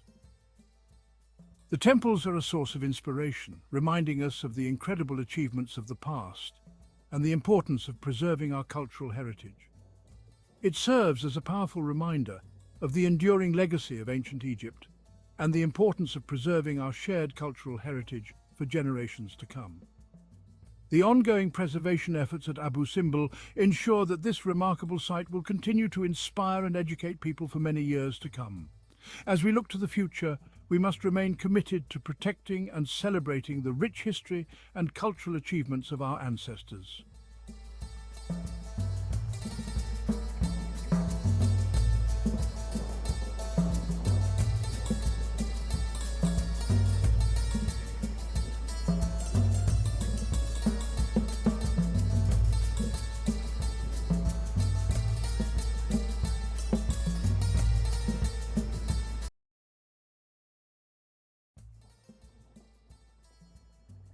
Karnak Temple is a vast temple complex in Egypt, renowned for its immense size and historical significance. It is located on the east bank of the Nile River, which has been a lifeline for civilizations for millennia. Karnak is near the modern city of Luxor, a bustling urban centre that blends ancient history with contemporary life. This ancient site was once the city of Thebes, the capital of ancient Egypt during its New Kingdom period. The temple complex is a marvel of ancient architecture, showcasing the ingenuity and craftsmanship of the ancient Egyptians. It is a testament to the power and artistry of the pharaohs, who commissioned grand structures to honour their gods and themselves. Karnak was built and expanded over many centuries, with each pharaoh adding their own touch to the sprawling complex. It is a place of pilgrimage and worship for over 2,000 years, drawing people from all over to pay homage to the gods. The complex is a vast open-air museum, offering a unique glimpse into the religious and cultural practices of ancient Egypt. It is a treasure trove of ancient Egyptian art and architecture, with intricate carvings and monumental statues. Visitors can explore the many temples, chapels and monuments, each with its own story and historical significance. Karnak is a window into the past, offering insights into the religious, political and social life of ancient Egypt. It is a reminder of the grandeur and sophistication of ancient Egyptian civilization, a civilization that has left an indelible mark on history. Thebes was one of the most important cities in ancient Egypt, known for its grandeur and historical significance. It was the capital of Egypt for many centuries, serving as the heart of the nation during the Middle and New Kingdoms. Thebes was a centre of political, religious and economic power, influencing the entire region with its wealth and culture. The city was dedicated to the god Amun-Re, who was considered the supreme deity in the Egyptian pantheon. He was the king of the gods, often depicted with a ram's head or as a man wearing a double-plumed crown. Thebes was also home to the goddess Mut, who was revered as the mother goddess and a symbol of motherhood and fertility. She was the consort of Amun-Re, and together they were worshipped as a divine couple. Their son, Khonsu, was the moon god, associated with time and healing. Together they formed the Theban triad, a powerful trio that was central to the religious life of Thebes. They were worshipped at Karnak, one of the largest and most significant temple complexes in ancient Egypt. The temple complex at Karnak was a reflection of Thebes's importance, showcasing its architectural and artistic achievements. It was a place where the pharaohs could honour the gods, performing rituals and ceremonies to gain their favour. The pharaohs built temples and monuments at Karnak, each adding to the splendour of the complex. They wanted to show their devotion to the gods, ensuring their legacy and divine support. The temple complex grew in size and grandeur over time, with each pharaoh contributing to its expansion. It became a symbol of the power and wealth of Egypt, standing as a testament to the civilization's achievements and religious devotion. Construction at Karnak began during the Middle Kingdom. This was around 2055 to 1650 BC. However, it was during the New Kingdom that Karnak truly flourished. This period was from 1550 to 1069 BC. The New Kingdom was a time of great prosperity and power for Egypt, The pharaohs of the New Kingdom were ambitious builders. They wanted to leave their mark on Egypt. They expanded the temple complex at Karnak. They added new temples, chapels, and monuments. Each pharaoh tried to outdo his predecessor. They wanted to create the most impressive structures. The result is a complex that is both awe-inspiring and bewildering in its scale.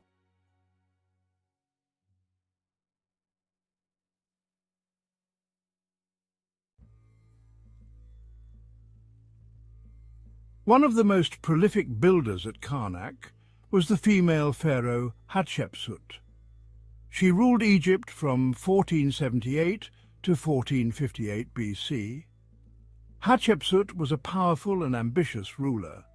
She commissioned many impressive building projects at Karnak. Hatshepsut's most famous contribution to Karnak is her Red Chapel. This is a small but perfectly proportioned shrine. It's made of red quartzite. The Red Chapel was once adorned with brilliant reliefs. It is a testament to Hatshepsut's artistry and her devotion to the gods. Hatshepsut also erected two massive obelisks at Karnak. These towering monuments were once the tallest structures in the world. They are a symbol of Hatshepsut's power and ambition.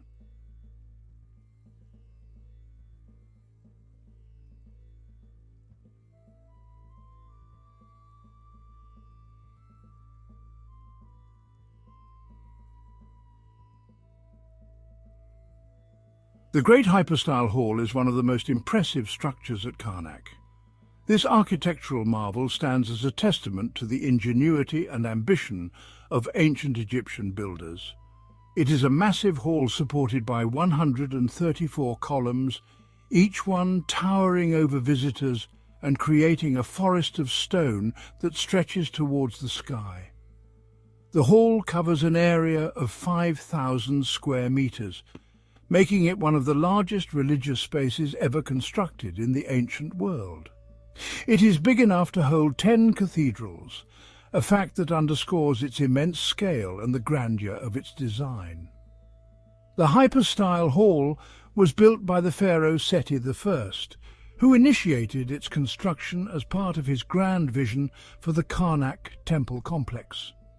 He ruled Egypt from 1290 to 1279 BC, a period marked by significant architectural and cultural achievements. Seti I's son, Ramesses II, completed the hall, continuing his father's legacy and adding his own touches to the monumental structure. The hall is a masterpiece of engineering and artistry, showcasing the advanced techniques and artistic skills of ancient Egyptian craftsmen. The columns are decorated with intricate carvings, depicting scenes of gods, pharaohs, and religious rituals that tell the story of ancient Egypt. The Great Hypostyle Hall was used for religious ceremonies, serving as a sacred space where priests conducted rituals and offerings to the gods. It was a place where the pharaoh could commune with the gods, reinforcing his divine right to rule and his connection to the divine. The hall is a testament to the power and grandeur of the New Kingdom, reflecting the might and religious devotion of the pharaohs who built it. Section 6. The Temple's later years. The New Kingdom came to an end around 1069 BC. Egypt entered a period of decline. The temple complex at Karnak was still used for religious purposes. However, it was no longer expanded or embellished. In later centuries, Karnak was occupied by the Romans. They added their own touches to the complex. They built a temple to the god Jupiter. The Romans also converted some of the existing temples into churches. After the fall of the Roman Empire, Karnak was abandoned. It fell into ruin. The desert sands slowly buried the temple complex. Rediscovering a lost world. For centuries, Karnak lay forgotten. The local people knew of its existence. However, the outside world had no idea of its scale or grandeur. In the 18th century, European explorers began to rediscover the wonders of ancient Egypt. In 1798, Napoleon Bonaparte launched his expedition to Egypt. He brought with him a team of scholars and scientists. They were tasked with documenting the ancient monuments of Egypt. The team produced detailed drawings and descriptions of Karnak. These publications helped to spark a wave of interest in ancient Egypt. In the 19th century, archaeologists began to excavate Karnak in earnest. They uncovered the temple complex. Karnak, a World Heritage Site. Today, Karnak is one of the most popular tourist destinations in Egypt. It is a UNESCO World Heritage Site. The complex is visited by millions of people every year. Karnak is an important site for archaeologists and historians. It is a rich source of information about ancient Egyptian culture and religion. Archaeologists are still excavating Karnak. They're making new discoveries all the time.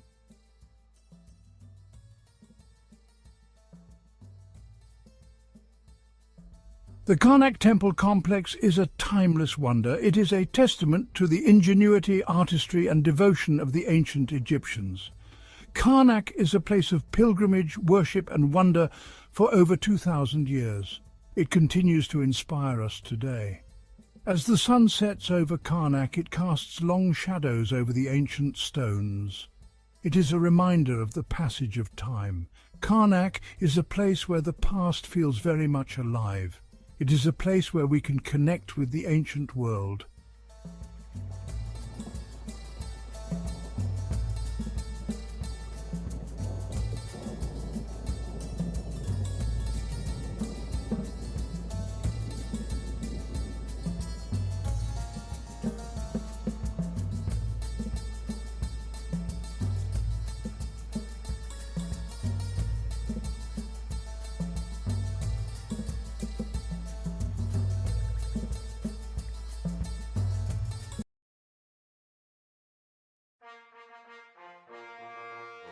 Ancient Egypt, a civilization renowned for its grandeur, flourished on the banks of the Nile River for over 3 millennia. The Egyptians were deeply connected to the natural world, their lives entwined with the rhythms of the sun, moon, and stars. This profound relationship is evident in their religious beliefs, social structures, and daily activities. The Egyptians observed the celestial dance of the sun and stars, recognizing their cyclical nature and the life-giving properties of the sun. They developed a complex understanding of astronomy, using it to track time, predict the Nile's floods, and align their monumental structures with celestial events. The celestial bodies, with their predictable movements, were personified as gods and goddesses. The sun, the most prominent celestial body, was revered as Ra, the creator god, who sailed across the sky each day in his solar bark. Let us journey back in time and delve into the Egyptian experience of day and night, uncovering the secrets of their celestial beliefs. As the sun began its descent in the west, a sense of tranquility descended upon ancient Egypt. The fiery orb dipped below the horizon, marking the end of the workday and ushering in the night. Unlike the bustling activity of the day, the night held a different significance for the Egyptians, a time for rest and reflection. The Egyptians believed that the night was a time when malevolent spirits roamed freely. To ward off these unseen forces, they performed protective rituals, seeking the guidance and protection of their gods. The night sky, a breathtaking tapestry of twinkling stars, held a particular fascination for the Egyptians. Astronomers, priests with specialized knowledge of the heavens, played a crucial role in Egyptian society. The night was not just a time for rest, but also a time for connecting with the divine. The Nile, the lifeblood of ancient Egypt, played a pivotal role in shaping the Egyptian perception of time and the cosmos. Its annual floods, predictable yet awe-inspiring, were the heartbeat of Egyptian civilization. The Egyptians observed that the Nile's inundation coincided with the rising of Sirius, the dog star, in the eastern sky just before dawn. The Egyptians developed a sophisticated calendar based on the solar year, dividing it into 3 seasons: Akhet, inundation; Peret, growing; and Shemu, harvest. The Nile's rhythmic cycle of flood and recession mirrored the cyclical nature of day and night. The Nile, in essence, embodied the cyclical nature of time and the Egyptian belief in the enduring power of the cosmos. The Egyptians were meticulous timekeepers, their lives governed by the celestial rhythms of the sun, moon, and stars. They developed sophisticated methods for measuring time, dividing the day and night into equal segments and creating calendars that aligned with the solar year and the Nile's floods. To measure time during the day, the Egyptians used sundials, simple yet effective devices that tracked the sun's movement across the sky. At night, they relied on water clocks, ingenious devices that measured time based on the steady flow of water from a vessel with a small hole. The Egyptians developed two main calendars, a lunar calendar based on the cycles of the moon, and a solar calendar based on the sun's journey around the earth. Accurate timekeeping was essential for religious practices, as temples throughout Egypt adhered to strict schedules for daily rituals and offerings. Time for the Egyptians was not linear but cyclical, intricately linked to the movements of celestial bodies. Death, for the ancient Egyptians, was not an end, but a transition to another realm, the afterlife. Just as the sun journeyed through the underworld each night, so too did the deceased embark on a perilous journey through the underworld. The Egyptians envisioned the underworld as a subterranean world, shrouded in darkness and ruled by Osiris, the god of the dead. The deceased's journey through this shadowy realm was fraught with danger, requiring them to navigate treacherous paths and prove their worthiness to Osiris. Tombs were elaborately furnished with food, clothing, tools, and weapons to accompany the deceased on their journey. The afterlife, therefore, was not a perpetual night, but a realm of both darkness and light, where the deceased faced challenges and rewards. The Egyptian pantheon was populated with a myriad of gods and goddesses, each embodying forces of nature or aspects of human experience. Among these deities, Ra, the sun god, and Nut, the sky goddess, played pivotal roles in the Egyptian perception of day and night. Ra, often depicted as a man with a falcon's head crowned with a solar disk, was the supreme deity in the Egyptian pantheon. Each day, Ra sailed across the sky in his solar bark, bringing light and order to the land. At sunset, he journeyed through the underworld, battling chaotic forces before emerging triumphant each morning in the east. Nut, the sky goddess, was often depicted as a woman arched over the earth, her body adorned with stars. She was the mother of Ra, swallowing him each evening as he descended in the west, and giving birth to him anew each morning in the east. The eternal dance of Ra and Nut symbolized the enduring power of creation and the cyclical nature of existence. Temples, grand and awe-inspiring structures dedicated to the Egyptian gods and goddesses, were not merely places of worship, they were microcosms of the universe. These sacred spaces were intricately aligned with celestial events, their architecture and decoration echoing the celestial realm above. The entrance pylon, flanked by towering obelisks, symbolized the gateway to the celestial realm. The hypostyle hall, with its forest of columns, represented the primeval waters of Nun, from which creation emerged. The sanctuary, the most sacred part of the temple, housed the cult statue of the temple's deity. Temples were also aligned with significant astronomical events, such as solstices and equinoxes. The decoration of temples further emphasized their celestial connections. The ancient Egyptians possessed a profound understanding of astronomy, using their knowledge to align their monumental structures with celestial events.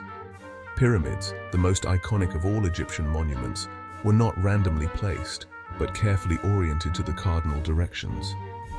The four sides of the Great Pyramid of Giza, for instance, are aligned almost perfectly with north, south, east, and west.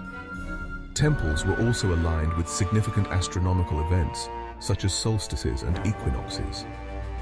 The Egyptians believed that aligning their structures with celestial events imbued them with cosmic power and ensured their stability and longevity. These alignments were powerful expressions of the Egyptian worldview, reflecting their deep reverence for the cosmos.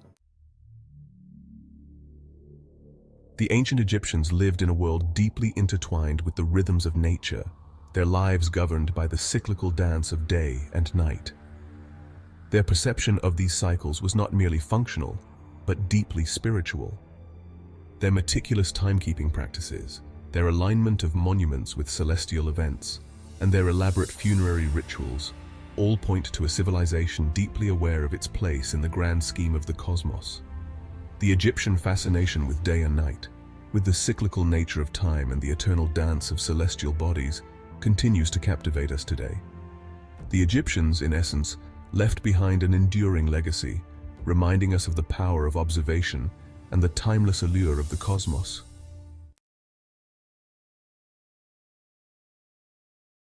Have you ever wondered how the sands of time have shifted under the influence of different civilizations? Such is the curious case of the Romans and their impact on ancient Egypt. Egypt, the cradle of civilization, with its pyramids and pharaohs, has always held an allure for history enthusiasts. But like a prism refracting light, Egypt's history is multifaceted, with one of its most intriguing aspects being the influence of the Roman civilization. The Romans, renowned for their mastery in governance and engineering, set foot in Egypt around the 1st century BC. A land already steeped in rich history, Egypt was a jewel that many sought but few could claim. For the Romans, it was an opportunity to expand their empire, and for Egypt, it was the dawn of a new era. Over the course of our exploration, we will navigate through the corridors of time to shed light on the Roman conquest, the blending of cultures under Roman rule, the marvels of Roman engineering, and their enduring legacy in Egypt. Imagine, if you will, the bustling city of Cyrene, a vibrant testament to Roman architectural prowess, thriving under the desert sun. Picture the grandeur of Roman forts, their imposing structures a beacon of Roman might amidst Egypt's ancient landscape. But this influence was not confined to bricks and mortar. The Romans, with their nuanced governance, were architects of society too. They built bridges, not just of stone, but of culture, intertwining their own with that of the Egyptians, creating a rich tapestry woven with threads of both Roman and Egyptian heritage. And let's not forget the marvels of Roman engineering. Aqueducts snaking through the landscape, an ingenious solution to the desert's harsh climate. Their testament to the Romans' ingenuity still stands today, echoing tales of a civilization far advanced for its time. As we delve deeper into this intriguing history, we will uncover the profound impact of the Roman civilization on ancient Egypt, a tale of conquest, cultural fusion, architectural genius, and an enduring legacy that has stood the test of time. This is the unseen influence of the Romans on ancient Egypt. The Romans, a civilization known for its military prowess and strategic acumen, set their sights on Egypt around 30 BC. The allure of Egypt's vast resources and strategic location was too enticing to ignore. After all, Egypt was a jewel in the crown of the Mediterranean, with its fertile river valleys, abundant grain, and access to the Red Sea trade routes. The conquest of Egypt was not just about territorial expansion for the Romans, it was a strategic move, a testament to their foresight. Egypt was not just another province, it was the breadbasket of the Roman Empire. The fertile lands along the Nile River provided a steady supply of grain, ensuring that Rome never went hungry. Furthermore, the wealth of Egypt, particularly its gold, added significantly to the coffers of the Roman Empire, fueling its economic prosperity. But the Romans weren't merely conquerors, they were also assimilators. They recognized the importance of Egypt's rich culture and history. Instead of imposing their culture wholesale on the Egyptians, they chose to integrate, absorbing elements of Egyptian culture into their own. This approach allowed them to win over the hearts and minds of the Egyptian people, making their rule more palatable. The conquest of Egypt marked the beginning of Roman influence in the region. The Romans established their presence with the construction of forts and cities, including the city of Cyrene, which became a hub of Roman culture and commerce in North Africa. These settlements served not only as military outposts, but also as symbols of Roman power and civilization. The Roman conquest also marked a significant shift in Egypt's history. The pharaonic era had ended, and the Roman era had begun. It was a period of change and adaptation, as two of the ancient world's most renowned civilizations became inexorably intertwined. With the conquest complete, the stage was set for a Roman era in Egypt's history. The Romans had arrived, and they were here to stay.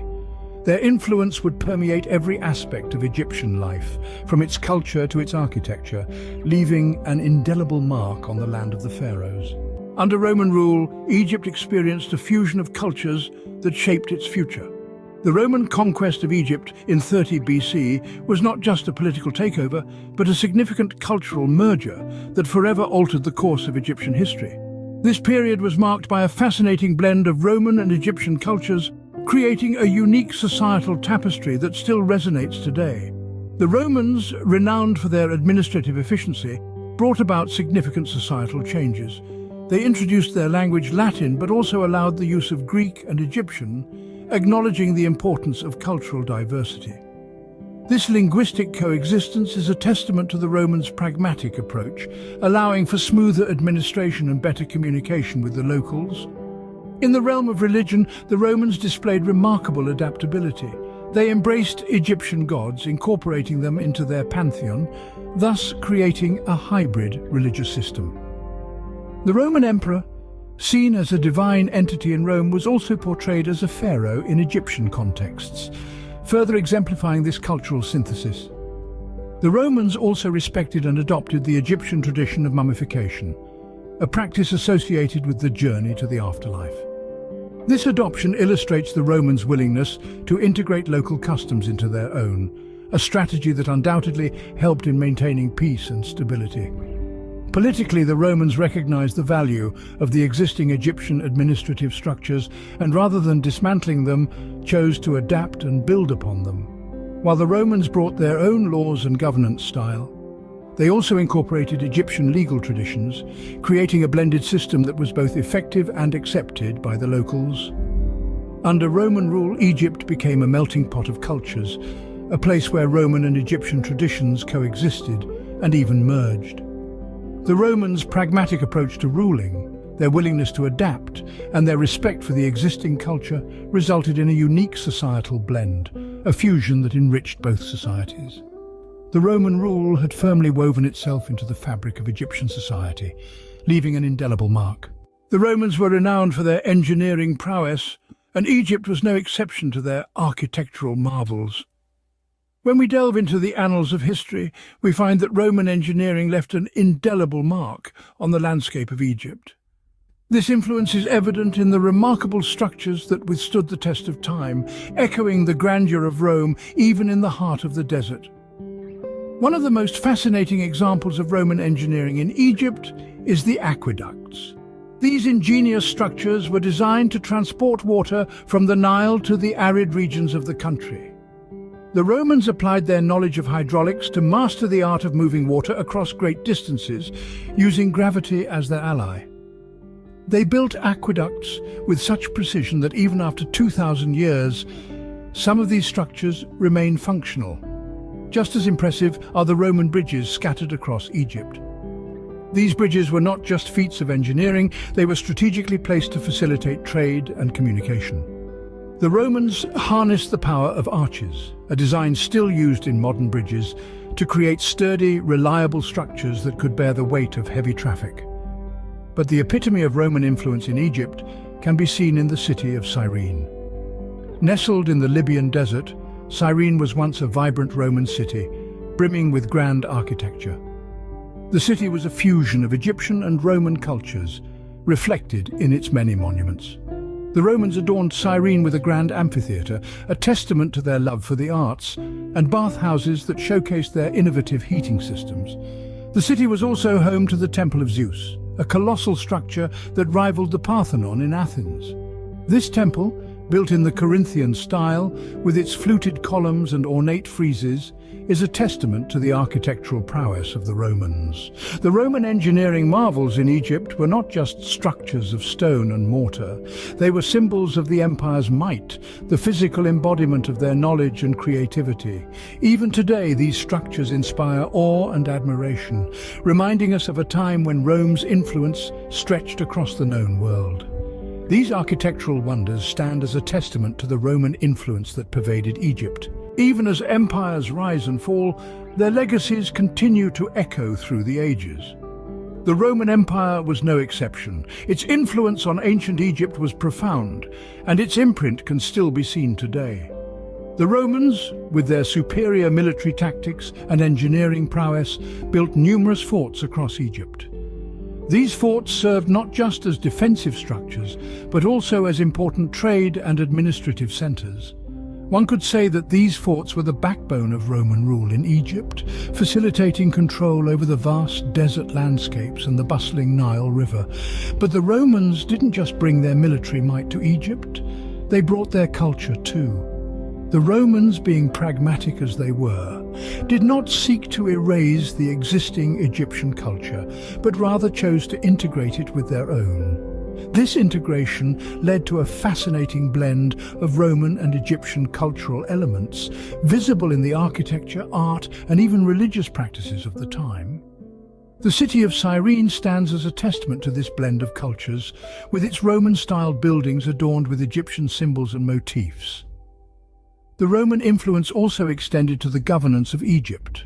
The Romans introduced a more centralized administrative system which proved to be more efficient than the previous structures. This system not only helped the Romans maintain control over Egypt, but also paved the way for future administrative practices. Finally, the Romans introduced new agricultural techniques and crops that boosted Egypt's economy. They also improved the existing irrigation systems, ensuring a more reliable water supply for the agricultural lands. These advancements in agriculture had a lasting impact, securing Egypt's position as a breadbasket of the Mediterranean even after the fall of the Roman Empire. The Roman influence in Egypt was not just a chapter in history, but a saga that continues to resonate. The Roman legacy in Egypt is a story of cultural integration, administrative efficiency, and agricultural advancement. It's a story that serves as a reminder of how empires, even in their fall, continue to shape the world in unexpected ways. The sands of the Egyptian desert hold stories of times when the might of Rome shaped its destiny. We've journeyed through epochs, traversed the timeline of the Roman conquest and rule, and marveled at the engineering feats that stood as testaments to Roman ingenuity.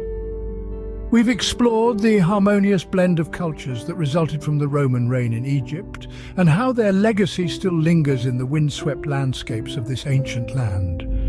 As we traced the footsteps of Roman soldiers along the Nile, we discovered the profound effects of Roman architecture and engineering. The aqueducts, the bridges, the forts, all silent witnesses to a time when Rome's influence was stamped onto Egyptian soil. They echo the genius of a civilization that was far ahead of its time, a civilization that left an indelible mark on the world. We ventured into the city of Cyrene, a page from history that encapsulates the Roman-Egyptian cultural fusion, a city that bears witness to the Roman administrative acumen and a testament to the peaceful coexistence of two great civilizations under the Roman rule. The Roman era was not merely a period of conquest and rule, it was an era of influence that sowed the seeds of progress and cultural evolution. The Roman legacy in Egypt is not confined to the remnants of their architectural marvels. It is imbued in the ethos of the land, subtly influencing its course of development. Understanding this Roman influence is akin to piecing together a grand puzzle, a puzzle that reveals the vibrant tapestry of Egyptian history. It helps us comprehend how the past has shaped the present and how it will continue to shape the future. In conclusion, the Roman era was a pivotal chapter in the history of ancient Egypt. It was a time of change, of growth, and of cultural amalgamation. It was an era that left an enduring imprint on the sands of time. As we walk on the sands of Egypt, we tread on layers of history, each telling a tale of civilizations, their rise, their fall, and their enduring influence. Have you ever pondered about the mysteries shrouded in the sun-kissed sands of ancient Egypt? A land steeped in history, Egypt is an enigma that continues to captivate the world. Its ancient civilization, dating back thousands of years, offers a treasure trove of archaeological wonders and historical significance. The allure of its pyramids, temples and tombs have drawn inquisitive minds from every corner of the globe, each keen to unlock the secrets of the past.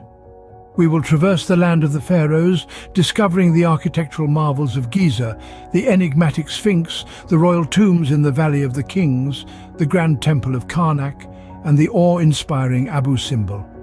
Not to forget the Egyptian museum that houses a myriad of ancient artifacts. Each place a testament to the ingenuity and sophistication of a civilization that once was. Join us as we embark on a journey through time, exploring the top 10 places in Egypt that every history and archaeology enthusiast must visit.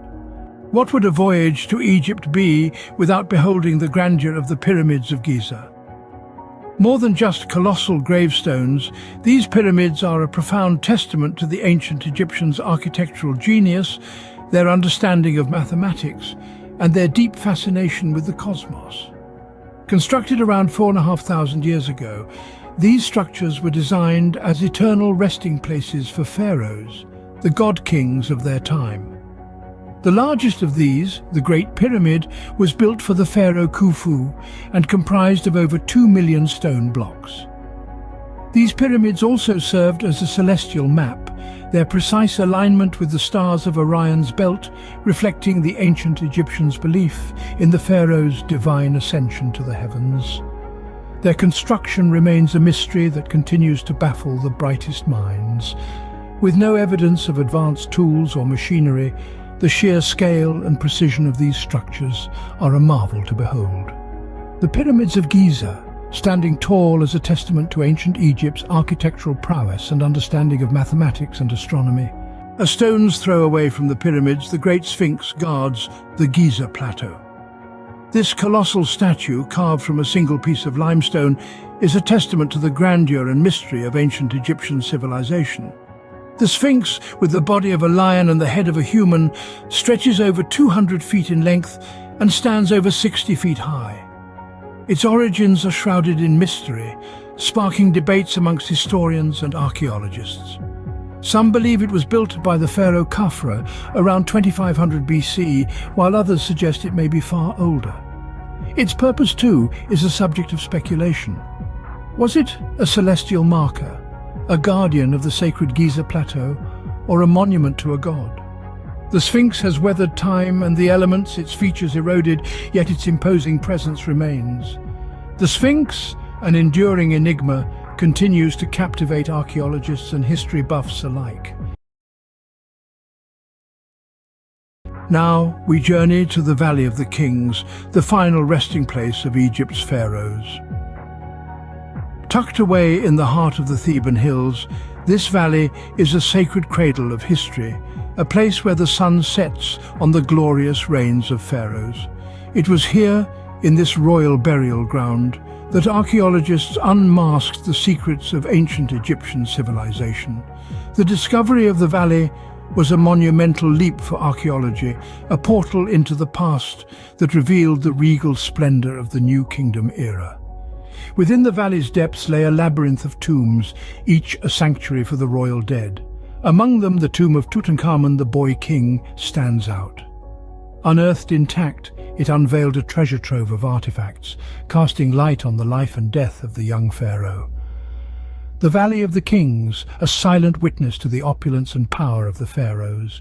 Next, we explore the Temple of Karnak, a vast complex of sanctuaries and pylons. This awe-inspiring site was built over 2,000 years, with each pharaoh adding their touch, creating an architectural timeline of ancient Egypt. The temple, dedicated to the Theban triad of Amun, Mut and Khonsu, was more than a place of worship.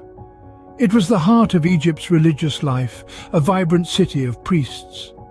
The temple's construction reflects the grandeur of the pharaohs who sought to please the gods with their architectural prowess.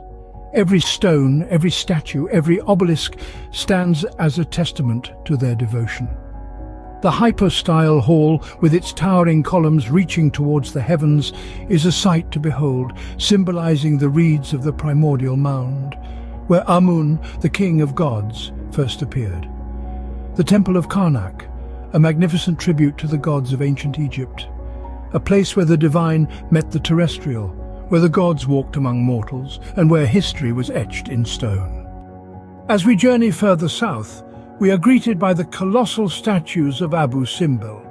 Carved directly into the mountainside during the reign of Pharaoh Ramses II, this ancient temple is a testament to Egypt's architectural genius. For more than 3,000 years, these gigantic effigies have stood guard, their gazes eternally fixed upon the southern frontier. But the survival of Abu Simbel was threatened in the mid-20th century with the construction of the Aswan High Dam. The rising waters of the Nile threatened to submerge the temple forever. However, an international effort led by UNESCO saved the day. The entire temple complex was painstakingly dismantled and relocated to higher ground. This significant feat of engineering preserved Abu Simbel for future generations to marvel at and learn from. Abu Simbel, a symbol of ancient Egypt's power and grandeur that continues to astonish us to this day. Back in Cairo, the Egyptian Museum houses a treasure trove of artifacts. This grand edifice, brimming with the tales of a bygone era, is a veritable labyrinth of history. Each exhibit, each artifact, is a page from the expansive book of ancient Egypt, inviting us to read, to explore, to understand. Among the myriad of treasures, the museum's collection boasts the riches of Tutankhamun. These priceless artifacts, found in the young pharaoh's tomb, offer a glittering glimpse into the opulence of royal life. The golden death mask, the intricate jewelry, the ornate chariots, each piece tells a story of power, of wealth, of a civilization steeped in mystique. The museum's royal mummy room is another jewel in its crown. Here, ancient kings and queens lie in serene repose, their faces frozen in time, their stories echoing through the millennia. The Egyptian Museum, a gateway to understanding the rich, complex tapestry of ancient Egyptian history. As we come to the end of our journey, one thing is clear. The allure of ancient Egypt is timeless. Traveling through this land, we've seen the enduring majesty of the pyramids of Giza, standing tall as a testament to human ingenuity and resilience. We've gazed upon the Great Sphinx, an enigmatic figure that has puzzled scholars for centuries. We've ventured into the Valley of the Kings, where the tombs of Egypt's greatest pharaohs lie in eternal slumber. We've marveled at the grandeur of the Temple of Karnak, a sprawling complex that resonates with the divine. We've admired the colossal statues of Abu Simbel, carved from the living rock to honor the gods and the mighty pharaoh Ramses II. And finally, we've explored the Egyptian Museum, a treasure trove of artifacts that tell us the stories of a civilization that was centuries ahead of its time. Each of these places holds a piece of the intricate puzzle that is Egypt's ancient history. But remember, this is far from the end. The sands of Egypt still hide many secrets waiting to be unearthed. Every year, archaeologists from around the globe make new discoveries that add more depth to our understanding of this remarkable civilization. The allure of the unknown, the thrill of the find, the joy of solving a mystery that's thousands of years old. This is what makes Egypt a dream destination for archaeologists and history enthusiasts alike. The past is a vast and fascinating place, and Egypt is one of its most captivating chapters. It's a story that's still being written, with every new discovery adding another layer to our understanding. So, while our journey may be ending for today, the exploration of Egypt's ancient wonders continues. Whether you're a history enthusiast, an archaeologist, or simply curious, Egypt's ancient wonders are waiting to be explored. Until then, keep the spirit of discovery alive.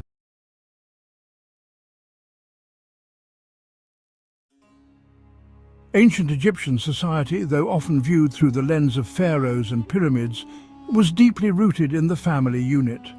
The family was the cornerstone of their civilization, providing the essential framework for social and economic stability. Family provided stability, social structure, and a sense of belonging in a world often at the mercy of the Nile's floods. The annual inundation of the Nile was both a blessing and a challenge, and families worked together to manage its impacts. This emphasis on kinship permeated all levels of society, from peasant households to royal palaces. Whether in humble villages or grand estates, the family was the primary unit of social organization. Homes, whether simple mud-brick dwellings or grander structures of stone, were vibrant spaces where families lived, worked and interacted. These homes were not just shelters but centers of daily life and activity. Within these walls, daily life unfolded. Meals were prepared, children played and crafts were practiced. The rhythm of daily life was marked by the seasons and the cycles of the Nile. The household was a microcosm of Egyptian society, reflecting the hierarchical structure of the wider world. Each member had a role to play, contributing to the family's well-being and prosperity. Tomb paintings and inscriptions offer intimate glimpses into the daily routines and relationships of ancient Egyptians. These artworks reveal the importance of family ties and the affection shared among family members. Scenes of families sharing meals paint a vivid picture of the centrality of family in this ancient civilization. Meal times were not just for sustenance, but were also social occasions that reinforced family bonds and traditions. Daily life in ancient Egypt was a tapestry woven from routine tasks, religious observances, and social interactions. Men, typically responsible for agricultural labor, crafts, or trade, were the primary breadwinners. Women, while often managing the domestic sphere, actively participated in various economic activities. They engaged in tasks such as brewing beer, weaving textiles, and managing household finances. The home itself was a place of activity, with tasks often shared among family members. Children assisted with chores and learned the skills necessary for adulthood. This division of labor fostered a sense of interdependence within the family unit.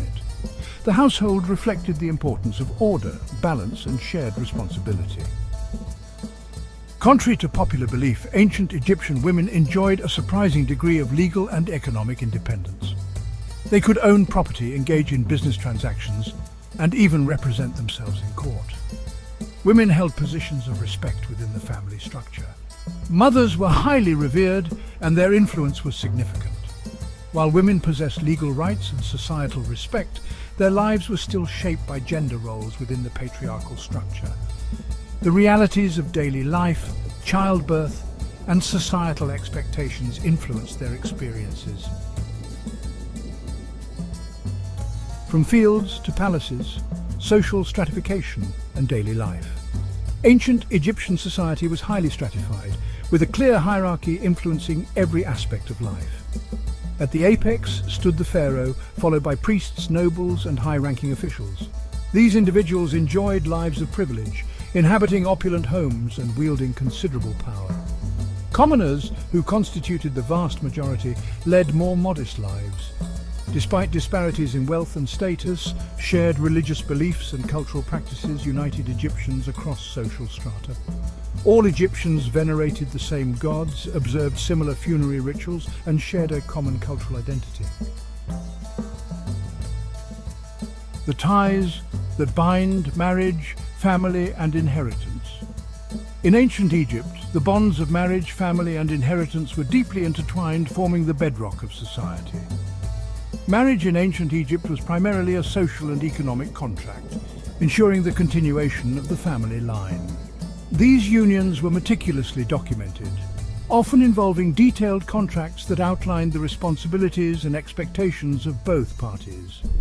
Marriages were often arranged to forge alliances and secure advantageous social connections. These alliances were not just personal, but also political, strengthening ties between powerful families and communities. Most marriages were monogamous, although men of high status could take secondary wives or concubines. This practice was more common among the elite, reflecting their wealth and social standing. Women had a degree of protection within marriage, with laws safeguarding their property rights and inheritance.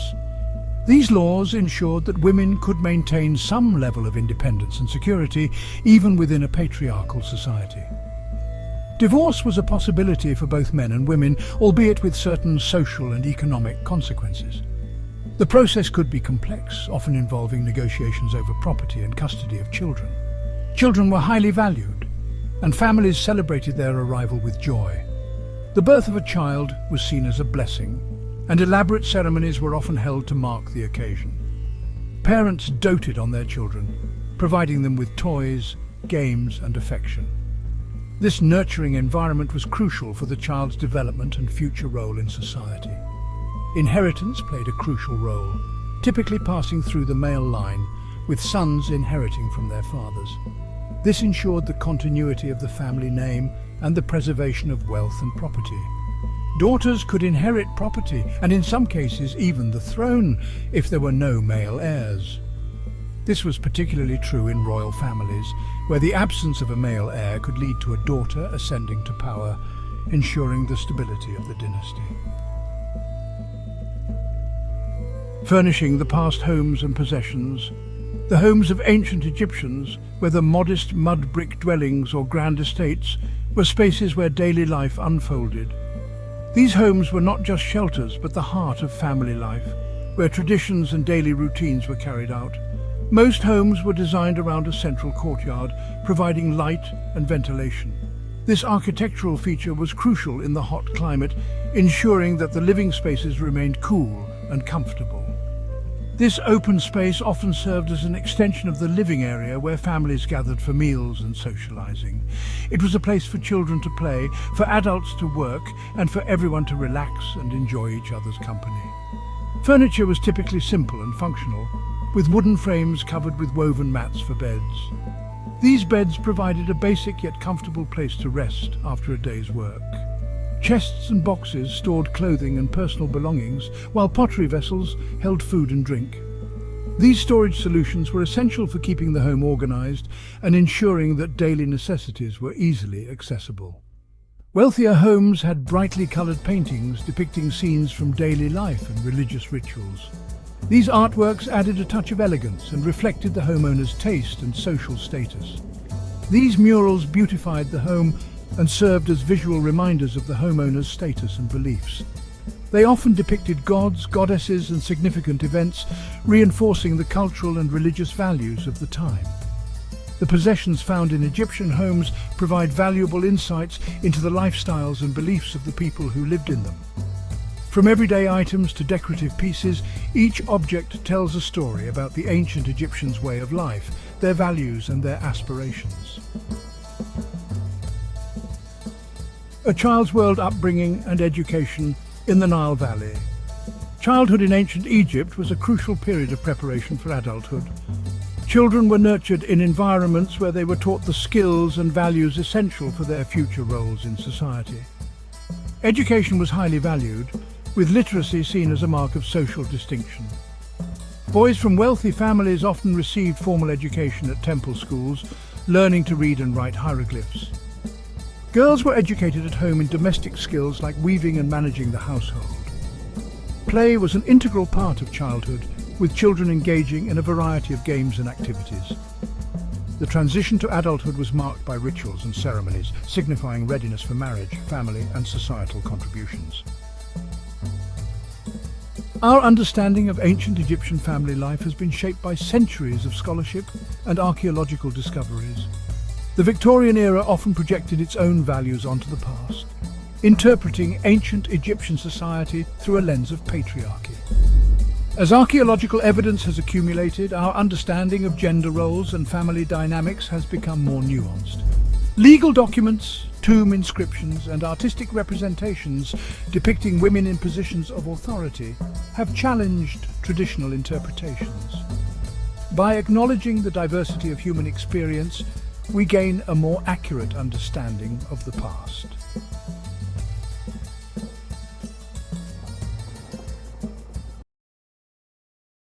In the 19th century, Egypt stood at the crossroads of time, where the ancient and the modern converged in a dramatic clash. The allure of Egypt's storied past drew travelers from around the world, but this fascination came at a steep cost. The land of the pharaohs faced an unprecedented threat to its archaeological heritage. In this documentary, we embark on a journey through time, unearthing the gripping tale of how Egypt's treasures were imperiled and ultimately safeguarded.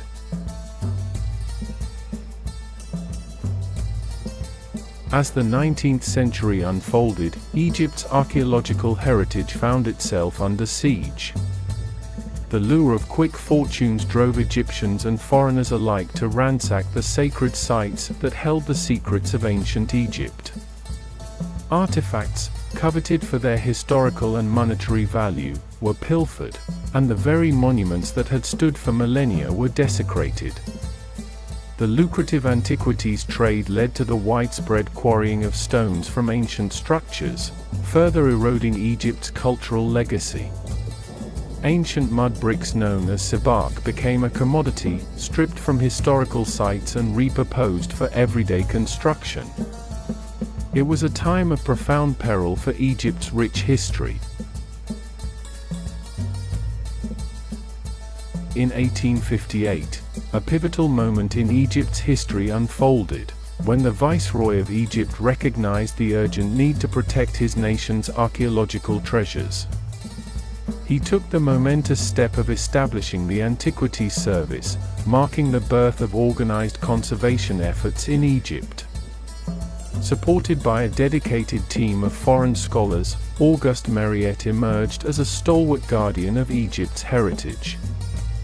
His unwavering commitment to preserving the past took him across Egypt and into Nubia, where he intervened on nearly every major archaeological site. Under his leadership, a glimmer of hope began to shine through the encroaching darkness.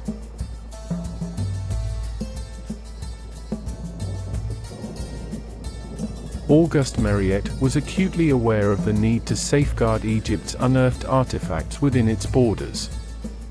In 1858, he passionately advocated for the creation of a dedicated museum, a sanctuary where these treasures could find a permanent home.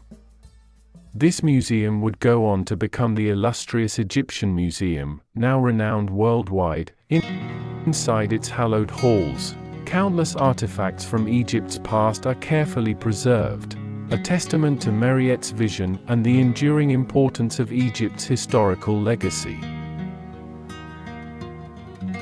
Following Mariette's tenure, Gaston Mars Perrault assumed the mantle of leadership within the Antiquities Service.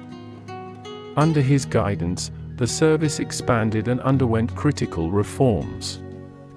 Laws were enacted to regulate the export of priceless artifacts, striking a balance between sharing Egypt's heritage with the world and protecting it from irreparable harm. French scholars continued to guide the Antiquities Service until the 1950s, when the reins were finally handed over to Egyptian hands. The transition marked a new era in the guardianship of Egypt's archaeological treasures.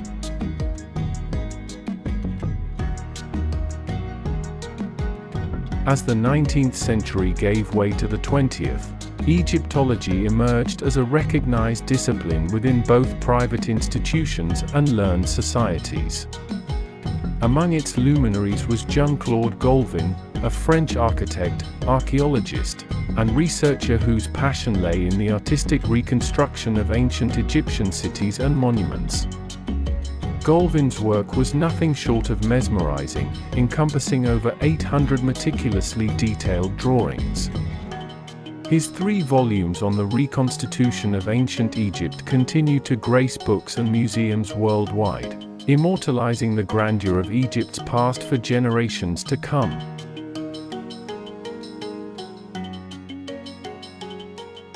The discipline of Egyptology has undergone a profound transformation in the modern era.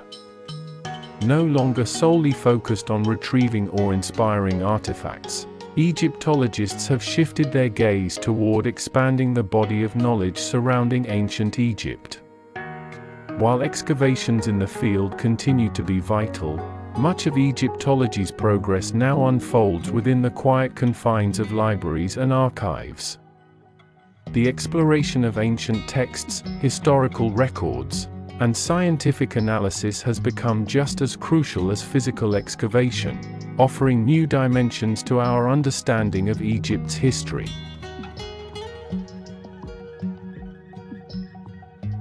The modern era of archaeology in Egypt is marked by a remarkable interdisciplinary approach. Traditional Egyptologists now collaborate with scientists from diverse fields, joining forces to unlock the mysteries of the past. Cutting-edge technologies such as GPS data, satellite imaging, and ground-penetrating radar have revolutionized the way archaeologists operate. These non-invasive techniques allow researchers to peer beneath the Earth's surface, gaining invaluable insights before even breaking ground. The collaboration between experts from various disciplines ensures that Egypt's rich history is explored with the depth and precision it deserves. The story of Egypt's archaeological heritage is a tale of resilience and adaptation. From the plundering threats of the 19th century to the modern era's collaborative, knowledge-driven approach, Egypt's treasures have endured. The sands of Egypt continue to yield their secrets, a testament to the enduring spirit of exploration and discovery. As we conclude our journey through time, we are reminded of the profound importance of preserving the treasures of our past. Egypt's rich history, its enigmatic monuments, and its enduring mysteries continue to captivate the world. It is a legacy that belongs not just to Egypt, but to all of humanity, a testament to the power of knowledge and the enduring quest to unravel the mysteries of our shared history.